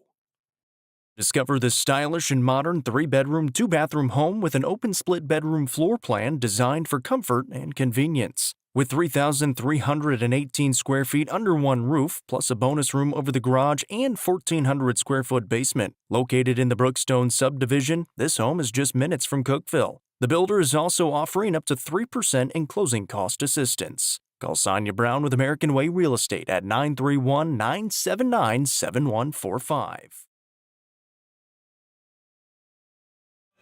Welcome back. Upon further review, wasn't even close. A 6-4-3 double play that should have been a fielder's choice gets the Bison out of a little bit of a jam. They've now left 9 Bs on the base paths, but Juju Yano does have a big insurance run at 3-0 as we head to the bottom of the 5th. Yeah, that's the important part. They did get the insurance run across, and the way Juju Yano is throwing, feels like 1 is going to be enough today, and obviously the 3 already across, so you're feeling pretty comfortable with Yano on the mound. Only 53 pitches through 4 complete innings, and only 1 base runner allowed so far on what currently is ruled as the triple. We'll see if it ends up changing towards the end. Depending on how the rest of this game goes, maybe it gets changed. We'll see. We also have a football breaking news trade. The Browns have traded the number 2 pick to the Jacksonville Jaguars. So the Jaguars are about to get Travis Hunter, and that's disgusting. Colin Gillespie, Jackson Miller, and Isaac Wiggs due up here for Station Camp, trying to start a little bit of a rally. It's going to get late in a hurry for the home team in the bottom of the 5th. First pitch for Yano as a bunt is shown, missed low and outside. Hey, got to try something. You do. You want to know? If you've got enough speed, We- you know where to by put the it way, here on the turf. I know I said it. We went back and watched. Huddleston's next foot was almost on the ground when the ball came in on that last play. I mean, not a judgment call. Wasn't even close on that one. The 1-0 waved had and missed, and it's 1-1. I mean, we've had some Dannies this year. I think that's the worst one I've seen. DeKalb County up 7-0 on Cumberland County in the fourth. 7 AAA is a mess behind the number 1 seed, as that was revved up and fired past for Yano, and it's 1-2. Well, and Cumberland County had a big chance in that game. If they win that game, they tie Stowe Memorial for the 2. If they lose, though, Stowe Memorial is going to be your 2 seed. 1-2, swung on and missed. The 9th Thompson Machinery and Cat Rental Store strikeout for Juju Yano. Yeah, I mean, it's obviously the first pitch got away from him a little bit, able to work his way back, 3 straight strikes, and able to get another punch out. Jackson Miller, he was a strikeout victim his first time out. And Yano is feeling it. You can tell his demeanor out there. He's locked in the zone right now, and literally locked into the strike zone. And that one's flicked out, and this is going to be a little blooper that gets down for a base hit. Miller will round 1 and stay put for now. His case is to it, and it's a 1-out single. And now it takes a little bit of pressure off of Petey over there on our right as that one jumps in. He said there wasn't any pressure anyway. That's a single for Miller. Here comes Isaac Weeks. It's still 3-0. Station Camp with time. They're trying to put together a little bit of magic here in the 5th. No, you said it. The innings are starting to become few and far between, so you got to start it now.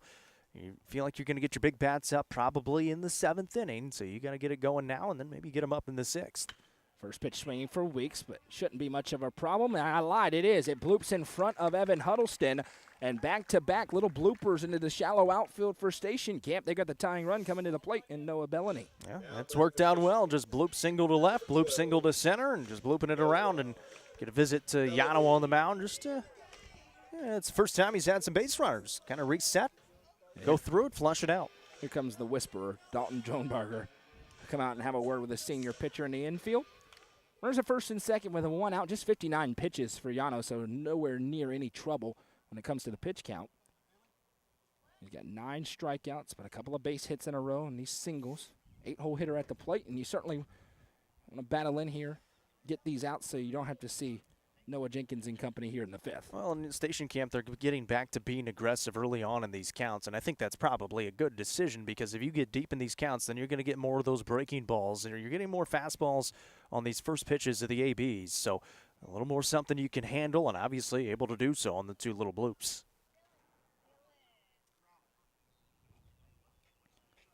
Final score, Goose was in Livingston tonight. Livingston defeats Pickett County 13-2. Tayshawn Hayes had a tank. Apparently a tank and a half. One of those old Soviet tanks on the softball diamond. That's one of those where you get out in the MLB, would have been a home run in 30 out of 30 parks. I think that's what Goose alluded to. Here's Noah Bellany. He struck out looking his first time up. Shoot, protecting the bunt. First pitch misses outside for ball 1. And that has been an adjustment for the Bees. Their defensive alignment against potential bunts was not great for a while. They've adjusted to it. Comes the 1-0. Fastball, swung on and missed. Throw behind the runner, and a good grab on a hop by Alec Wilson. Keeps it in the infield. It's 1-1. And you kind of saw the slow pullback there for rookie Allison just to maybe catch Weeks over there at first base. Maybe hit the umpire on your way back through. And it forces everybody to stay where they are. To get out of jail free card. Comes the 1-1. Fastball, that one ripped, and it's another base hit. Bellany puts it into right. Holroyd is to it, and he bobbles it. That's going to allow a run to score. He'll throw to third. Bellany advances over to second. Here comes Station Camp. An RBI for Noah Bellany, and then an advancement on the error. And 2 more in scoring position. That puts the tying run at second for the Bison. Yeah, and he wasn't going to second base if that throw goes to second. So the throw goes to third. It allows Bellany to get to second base rather than staying at first. Might not matter a whole lot. You're going to have first and third and 1 out, so he's probably going to try to steal. But you got a rookie Allison behind the plate. Error on the board in right field, I believe, as Petey says yes. And now, a huge moment. Here comes Trip Fowler. He's the 9-hole hitter, struck out in his one plate appearance so far. Goodness gracious. Very particular. Well, we just play baseball. First pitch, breaking ball is in there for strike one. That's a good get-across pitch there, and he had some success here in the 9 spot last time through. Station Camp's lower half of the order, putting in work. Right back to it again, and it's quickly 0-2. Yeah, and, obviously they got the one run across, so they get that run back that they gave up in the last inning. If they're able to continue that, it's huge. They get into those big bats coming up possibly in the 6th or here into this one if they can continue. Yeah, Juju Yano needs to hunker down right here for the Bees. Here comes the 0-2, and he likes the call. Fastball swung on and missed, and he revved up the heat on that one for a Thompson Machinery Cat Rental Store strikeout. 10 of them today for Yano. That's huge right there. Now you got 2 outs in the inning. You can try to attack this leadoff batter for the Bison. Here is Noah Jenkins, 0 for 2. A fly out and a strikeout looking. The Jaguars did trade up to number 2 and did take Travis Hunter in the NFL draft today. We got your draft coverage here, and the Titans took Cam Ward, so I'm a happy camper. First pitch, breaking ball, strike one. That's really good. And this is where you want your senior on the mound, the composure that he brings. He's been there, done that, got the T-shirt, but it's not an easy situation. 0-1, heater, strike two. What does he throw here as the Bee faithful who've made the trips and the dugout start to make a little noise? Yano, the 0-2. Breaking ball hits him right on the bicep, and now the bases are loaded for Noah Jenkins. He heads down to first. Sam Mullins will stride in, 0 for 2, but this is a huge spot. Go ahead, run it first for Station Camp in the bottom of the 5th. Yeah, and he tried to throw that breaking ball again smartly. He's got the elbow guard on. Just stay in there, take it, get the free base. And now you got a pretty big bat at the plate. Yeah, if you're going to get hit by a pitch, that's not a bad spot to get hit. It'll be a little sore, but that's the spot. You got the pad on there. Exactly. You're not going to feel a whole lot. Now Mullins, who's flown out and grounded out so far, with the bases loaded and 2 outs. Yano can go out of the full windup again. This may be your ball game right here. Big moment, and looming is a very dangerous hitter, Nathan Parsons. Much rather face him in the 6th. You certainly would, with at least a 2-run lead. First pitch fastball misses out, and in the top of the 6th, it's going to be 9-1-2 due up for the Bees, so they'll have a chance for some support. But they want a 2-run lead when they get there. What does Mullins think is coming? Here comes the 1-0. Goodness gracious, it wasn't that. Pulled the string on the breaking ball. That's 1-1. That's nasty right there. You start it right down the middle, and it completely breaks off the table. Now 70 pitches for Yano, so ticking up just a little bit. 1-1. That's been a strike tonight. Not that time. 2-1.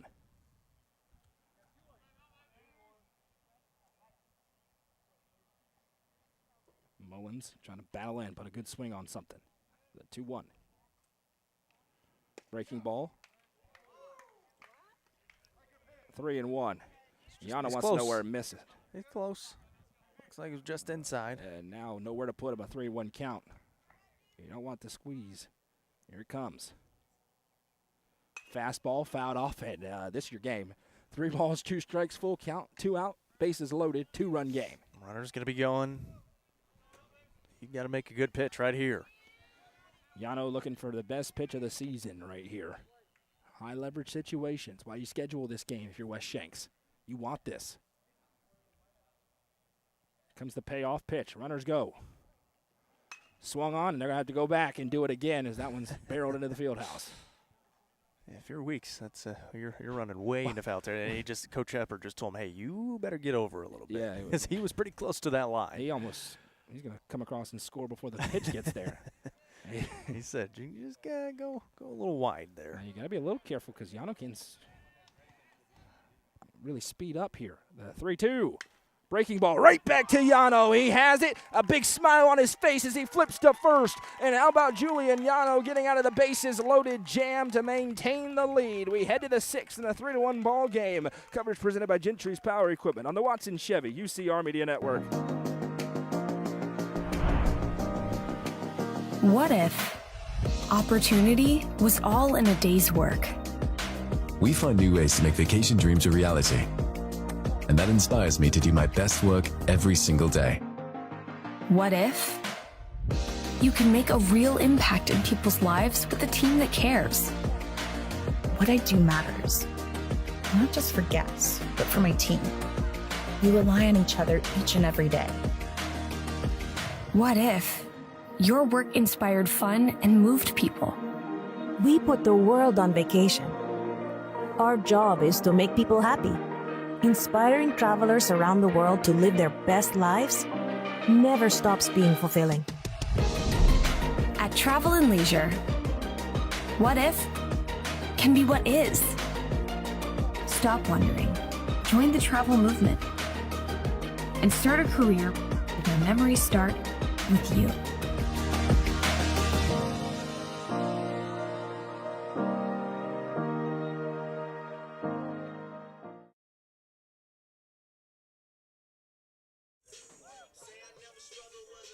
That was an exciting fifth inning, and Juju Yano gets out of a major league jam. Bases loaded, he gets the ground out, and now the Bees will be looking to get the runs back as Rylan Case will climb in first. They'll be followed by Chris Worsing and Braden Green.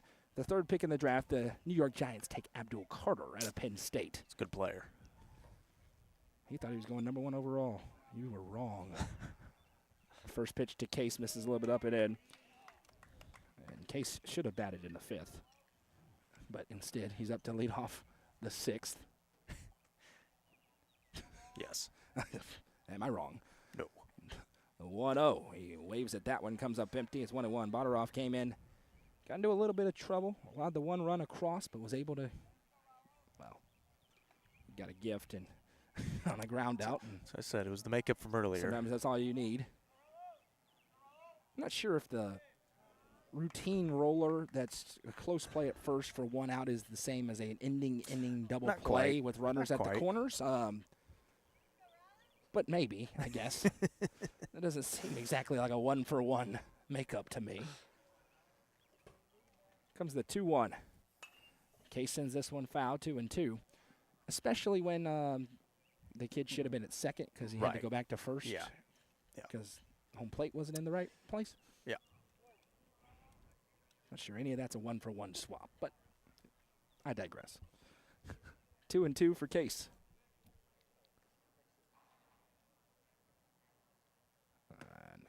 Oh. It's getting bad in Gallatin tonight. Called strike 3. And Bodaroff gets his first punch out. Oh, it's tough. I mean, You had to wait for it to get there. we had a great first 4 innings, pretty solid, and it has gone off the rails. Here comes Chris Worsing climbing in. He's 1 for 2 today. He's been hit by a pitch, a single, a ground out, and a run scored. That was a little bit closer at least. 0-1. It's a strike zone for a reason. It's supposed to be where you can make contact with the baseball if you swing the bat. And Bodaroff should just keep going right back to it, see if he does. He does. He gets the call again. It's 0-2.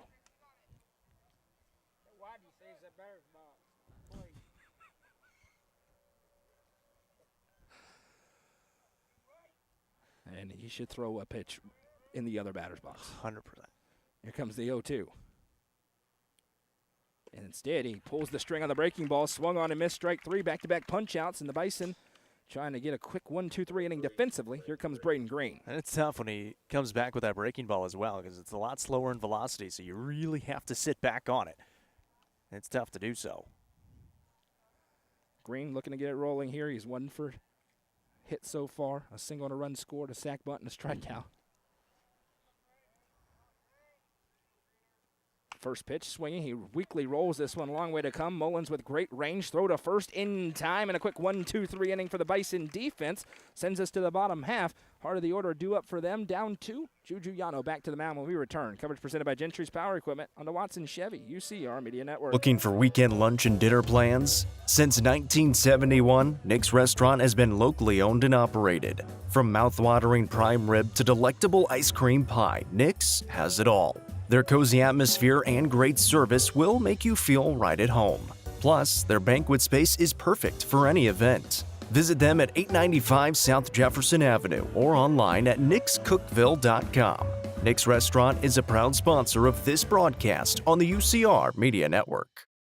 Gentry's Power Equipment is proud to be the presenting sponsor of Upperman Athletics on UCR. Located at 755 Buffalo Valley Road in Cookeville, Gentry's Power Equipment is your local steel dealer with a huge selection of outdoor power equipment including chainsaws, blowers, trimmers, mowers, pressure washers, and more. They are your local one-stop shop for high-quality equipment. Locally owned and operated, Gentry's Power Equipment is proud to support Upperman Athletics and UCR.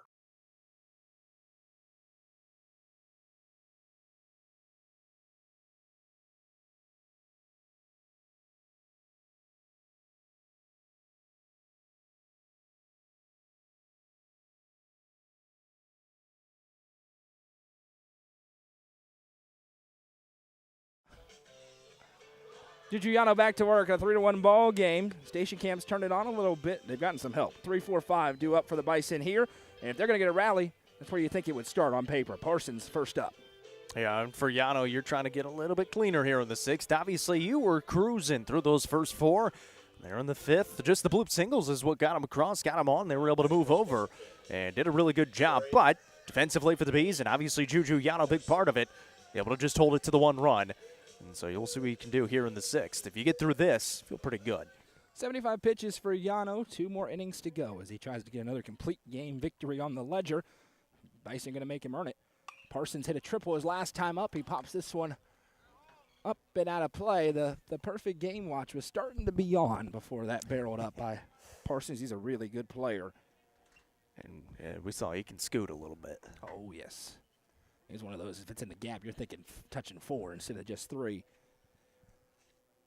Especially with a big ballpark here. Breaking ball and really leaning on that one. It was a fastball that he touched out to right center. It's 0-2. Yeah, you can see Parsons a little bit out in front of that one off the end of the bat on the foul tip. And so now you can really go anywhere on 0-2.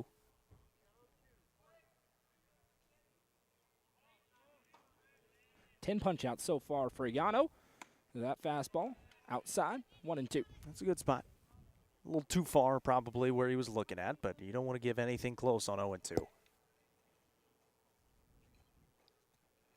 You'd love this out here if you're the Bees. Here comes the 1-2. Breaking ball, you're not going to get it. That one ripped out into left. Long way for Case to go, and it one hops to the track and onto the wall. Parsons chugs around second, and he will have another stand-up extra base hit. This time a double for the Tennessee Martin signee. It'll bring up Colton Coburn, the game-tying run to the plate here in the bottom of the 6th. It's crunch time now for Yano. You got a runner in scoring position. The cleanup batter coming to the plate. You would love to get it out right here and try to hold that runner at second base. Just a 2-run ball game. And the Bees, by nature of leaving 11 or 9 runners out on the base paths today, they've left the door open. Now, probably should have been 1 less than that, but they still left 9 out there. Coburn 0 for 2 with a couple of punch-outs so far. Righty-lefty matchup here. First pitch breaking ball right there for strike 1. Yeah, that's really good. The backdoor breaking ball, it never looks great coming in. Now going to go chat and make sure you got your signs down. Right there at second's looking at him as well, so you got to keep that in mind. Parsons with plenty of speed. Anything down in the outfield's a run, barring something weird happening. Nobody's out, so you really would love that strikeout stuff again from Yano if he can find it. A little surprised, you're limited with the amount of outs that we didn't see. Coburn's got a good bat, but a bunt turned on here. Right. Shoop's playing way off. I mean, he could leg it out. Third baseman at home plate. You said it, a little bit tougher with the turf. It'll roll a little bit more unless you're able to get backspin on it. And instead, Yano's going to turn back, and I mean, Shoop's standing in the middle of the infield. There's regular depth. There's no bunt protection from anywhere in the infield for the Bees. 0-1, Gray breaking ball, and it's 0-2. And that one he even started a little bit more in, kind of broke in towards the middle of the plate, and again, just not looking for it. 81 pitches for Yano. Keep an eye on that. Comes the 0-2. Fastball, fouled out of play. And especially consider probably no Carson Holroyd today. You mentioned the hand. could throw, but it's not his throwing hand. But that also means if rookie Allison is out because Carson Holroyd's your catcher. So you really would like this to be a complete game if you're the Bees. 0-2 again, breaking ball. It was a strike in the top half. Maybe a little bit low. It was definitely low, but it was a strike in the top half. Both things are true. And that's why you get chirped. If you're going to call extra stuff, you got to call it the other side as well. 1 and 2. Allison lines up. Breaking ball. Cold strike 3. There it is. He came back and caught the outside corner. The 11th Thompson Machinery and Cat Rental Store strikeout of the game for Julian Yano. That was a fun little battle. He's looking for something over the plate and just kept going to those backdoor breaking balls every single time. And able to get him to stare at it on that outside part of the plate. Gets the call as well. Colin Gillespie 0 for 2 with a ground out and a strikeout so far. He'll climb in. And runner at second. Parsons led it off with a double. Seems like a long time ago. It was just one AB ago. First pitch fastball. Strike 1. 0-1. Bees have Monterey tomorrow on the road, then Lebanon at home on Monday. Be a fun one. That's a revenge game as well. A totally different sort of ball game.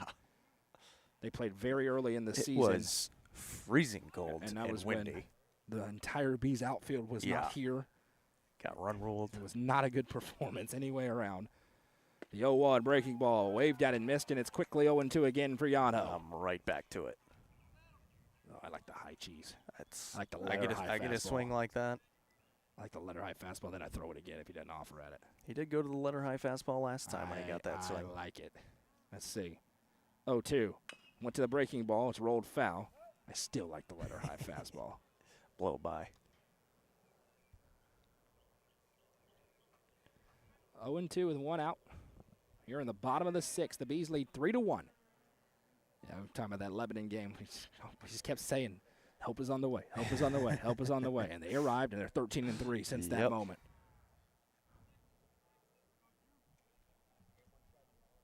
The 0-2.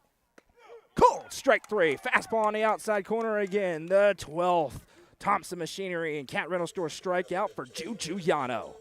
My favorite thing about Upperman, coming to Upperman games is you get the resounding for the called strike 3. Not from the umpire, from behind us. Even at home games. That is a dozen Thompson Machinery and Cat Rental Store strikeouts. It's for Juju Yano. And is this a different hitter? It is. No, it's not. Jackson Miller will climb in. My apologies. Yeah. He's 1 for 2 with a single. He scored the 1 run back in the 5th. He's also struck out. Turns into the DH now. Everybody but one Bison has struck out in this game. Wow. As the breaking ball misses. 89 now for Yano. That is an impressive stat. And the one who didn't is Sam Mullins, and he's 0 for 3. He's at least put it in play. Look back again. Yano trying to keep the Speedy Parsons, just knowing that he knows that he's out there. Yeah.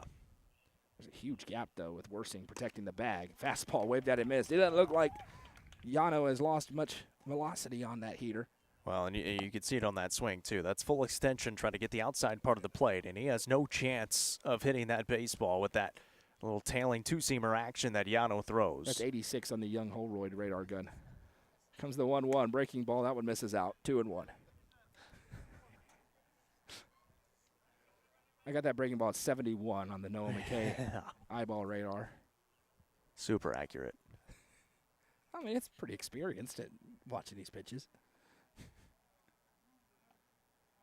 The 2-1. Breaking ball again. Juju wants it. He did not like that one. 3 balls, 1 strike.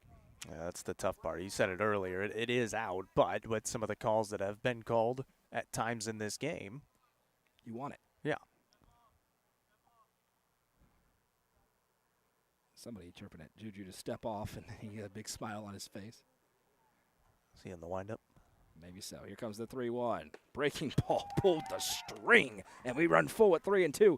And you look at the pitch count at 93. You need this out. You need about 25 pitches worth. And now a throw behind the runner just as a check as Parsons heads up, able to dive back in. And they're keeping him active there, that's for sure. Well, Worsing's really playing a Well, shift. especially with a lefty at the play, that helps. Payoff pitch, swung on and missed. 13 Thompson Machinery and Cat Rental Store strikeouts for Juju Yano through just 6 innings of work. We head to the final frame. B's looking for insurance in a 3-1 ball game. This is Upperman Baseball, presented by Gentry's Power Equipment on the Watson Chevy UCR Media Network. Proudly introducing Upper Cumberland Generators for all your home power solutions. Locally owned and operated, Upper Cumberland Generators are here to make sure you have peace of mind no matter the situation. With new and reliable generators. Call 931-265-1702 for more information or to order yours today.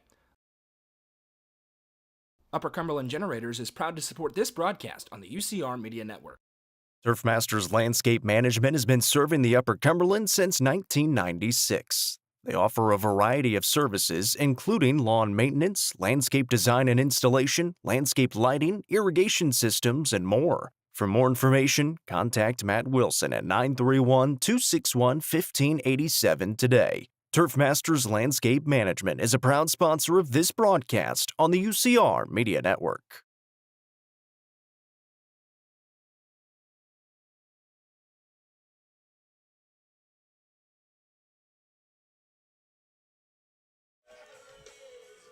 Three to one, and this is Juju Yano's day. 13 strikeouts. He has been dominant. A little blip in the 5th, but it was all bloopers. Just one barreled up single in the frame. And now Upperman's looking for insurance with the heart of the order. Justin Fallon, Alec Wilson, and Rookie Allison coming up in the top of the 7th. And it seems like Station Camp has started to figure out Yano just a little bit. Obviously, Parsons ripped one there. He's a really good hitter, but it's 7, 8, 9 coming up. You would love to have that insurance run across, and well, this guy can do it with one swing of the bat. Justin Fallon today is 2 for 3, a ground out, an RBI double, and a single. He's not scored a run, though. He's been stranded a couple of times at third. And Butteroff back in there.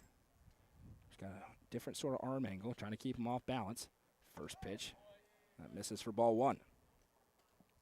It's tough to sit back on, especially when that breaking ball comes in. Fastball a little bit easier, but that breaking ball really loops in there.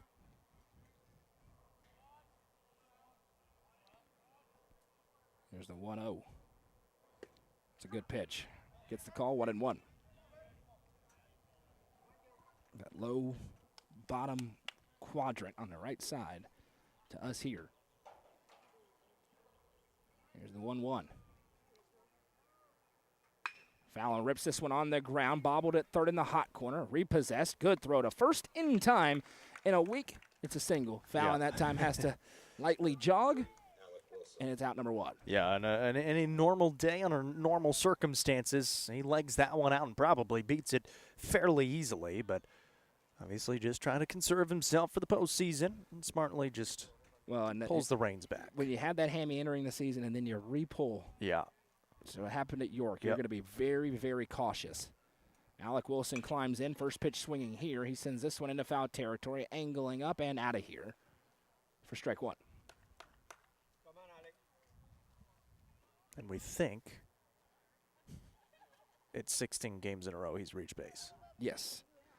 The Patriots selected Will Campbell, the tackle from LSU. The Browns selected a defensive tackle, Mason Graham, after trading out of number 2. So instead of Travis Hunter, they get Mason Graham and a bunch of draft capital. 0-1 for Alec Wilson here. Butteroff knows what he wants. He says no to the first. See what he wants here. It's the fastball, and Wilson sends it way up into the air. This is in foul territory as well. First baseman has a beat and makes the catch for out number 2. No problem there for Trip Fowler. Rookie Allison will stride in, trying to stave off a second straight 1-2-3 inning for the Bees offensively. Tell you what, Butteroff has done a pretty good job. He's only allowed 2 hits so far since he's come in relief. It was the 7 hits against Miller and obviously just a few runs across. So it's been a pretty good job by these pitchers of limiting the damage that the Bees have put out there. Yeah, been a well-played game so far. Rookie Allison had a single back in the first, has not reached since. The first pitch bounces in 1-0.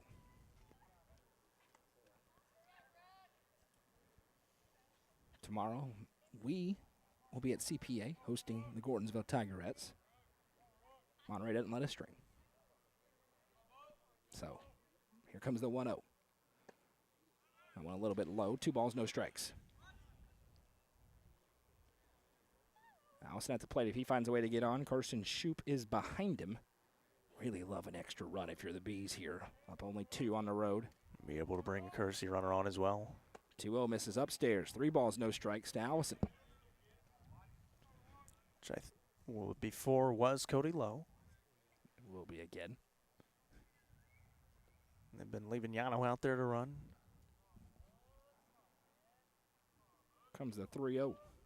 Allison's taken and watches that one across for strike 1.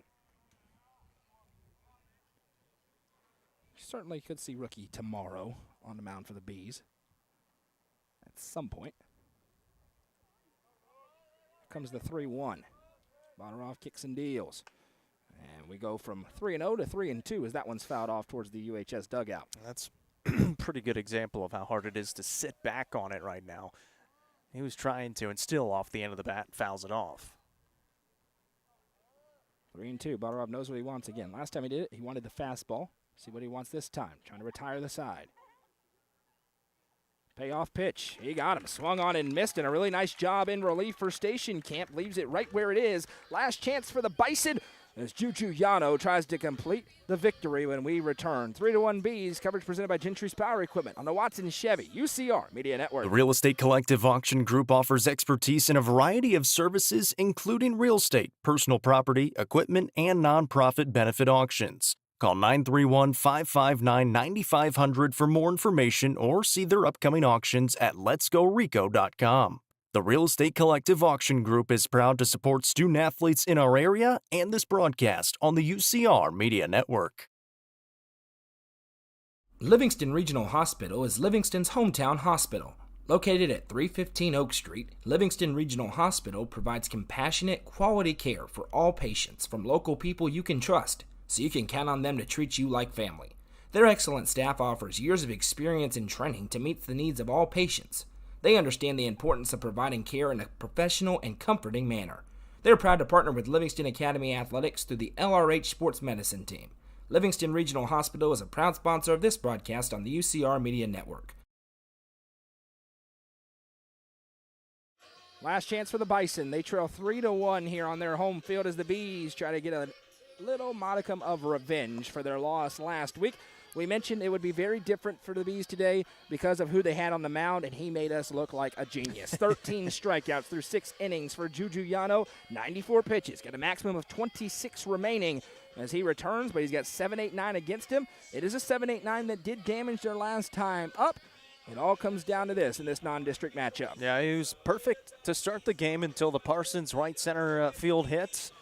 And we had a little discussion on, but then the bloop singles after that obviously put that to bed pretty quickly, and that was when they had bases loaded. They had a chance to do some real damage, already had a run across, and Juju Yano made some really nice pitches to get the strikeout and get out of the inning. Works pretty cleanly after the leadoff hit by Parsons in the last inning. Now you got to face 7, 8, 9, and these were the guys that got it going back in the 5th. We'll see if he's able to work a little bit cleaner here in the 7th. Isaac Weeks will lead it off. He's 1 for 2 with a single and a strikeout so far.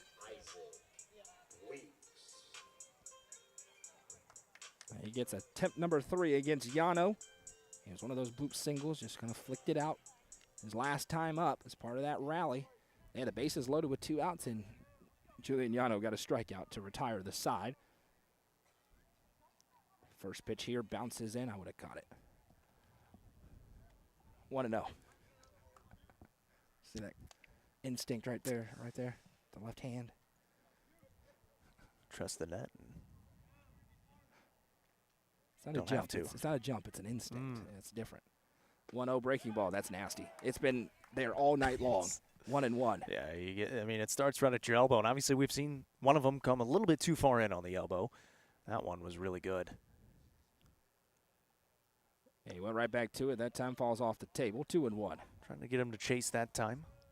And smart for Station Camp. Try to work some counts here. Get that pitch count deeper and deeper. Yep.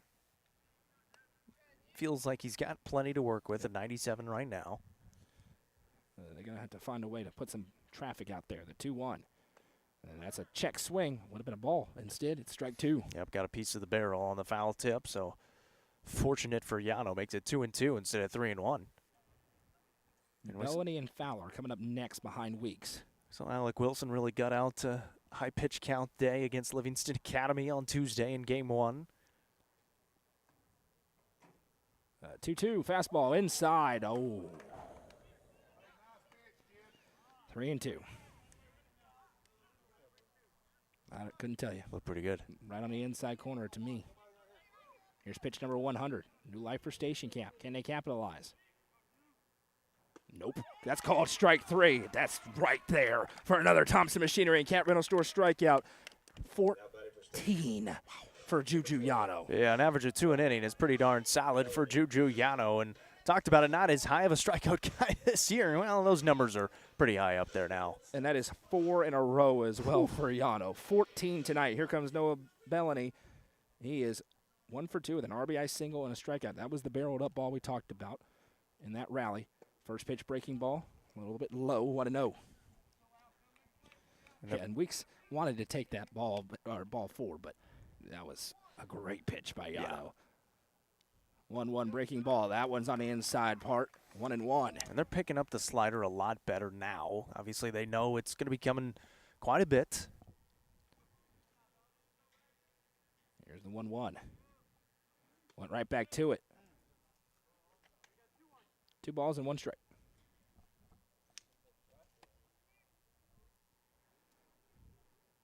.104 pitches after this one for Yano, the senior righty.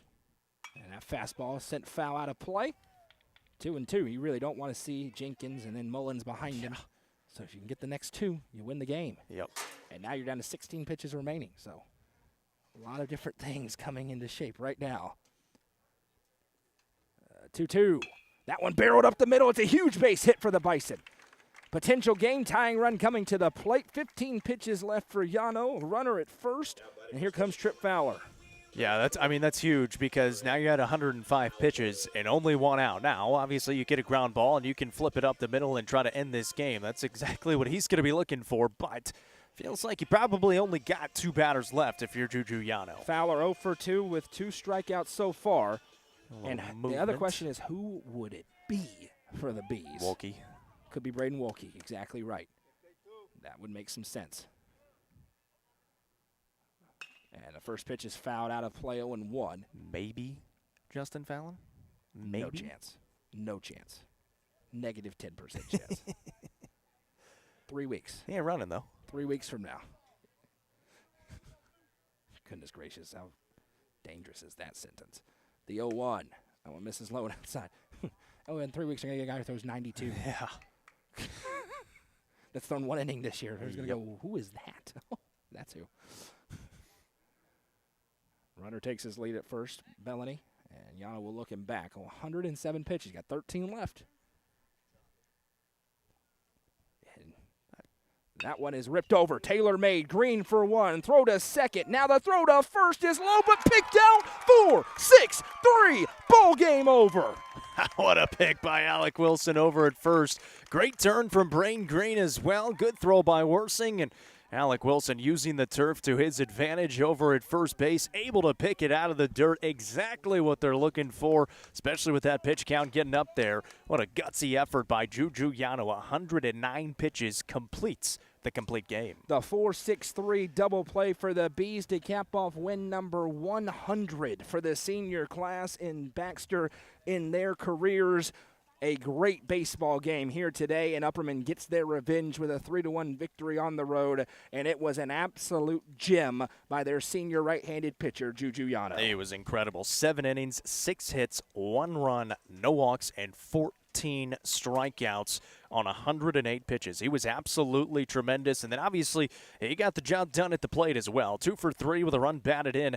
There's no question. He's your Nelson Trophy and Screen Printing Player of the game today, but what an effort by the Bees. Able to bounce back and erase that win from a week ago. You get the win tonight, and now you start to try to build a win streak going into the postseason. They have won now 3 in a row, and they get their revenge. We thought this game would be different tonight. It certainly was different. Station Camp, very good baseball team. Way better than their overall record indicates. They've put it together, but it's the Bees who come on the road and get a big-time victory here today. Next up for them, a matchup with Monterey tomorrow. We won't be there. Don't blame us. We will be in Nashville as the Gordonsville Tigerettes take on CPA in softball action. Kaylee Plumley, one of her maybe her last regular season game for Gordonsville, coming up tomorrow, and a few other very illustrious seniors there as well. We'll be back with the Bees on Monday night in the Hive when they welcome in the Lebanon Blue Devils for their regular season finale, where we could see both Alec Wilson and Chris Worsing, among others, on the mound in that game for the Bees. Your final score here today, a 14 strikeout performance by Julian Yano propels the Bees to a 3-1 victory over the Station Camp Bison. I'm Noah McKay for Jacob Vincent to my right, PD on stats, and everybody at UCR. Have a great night, everybody.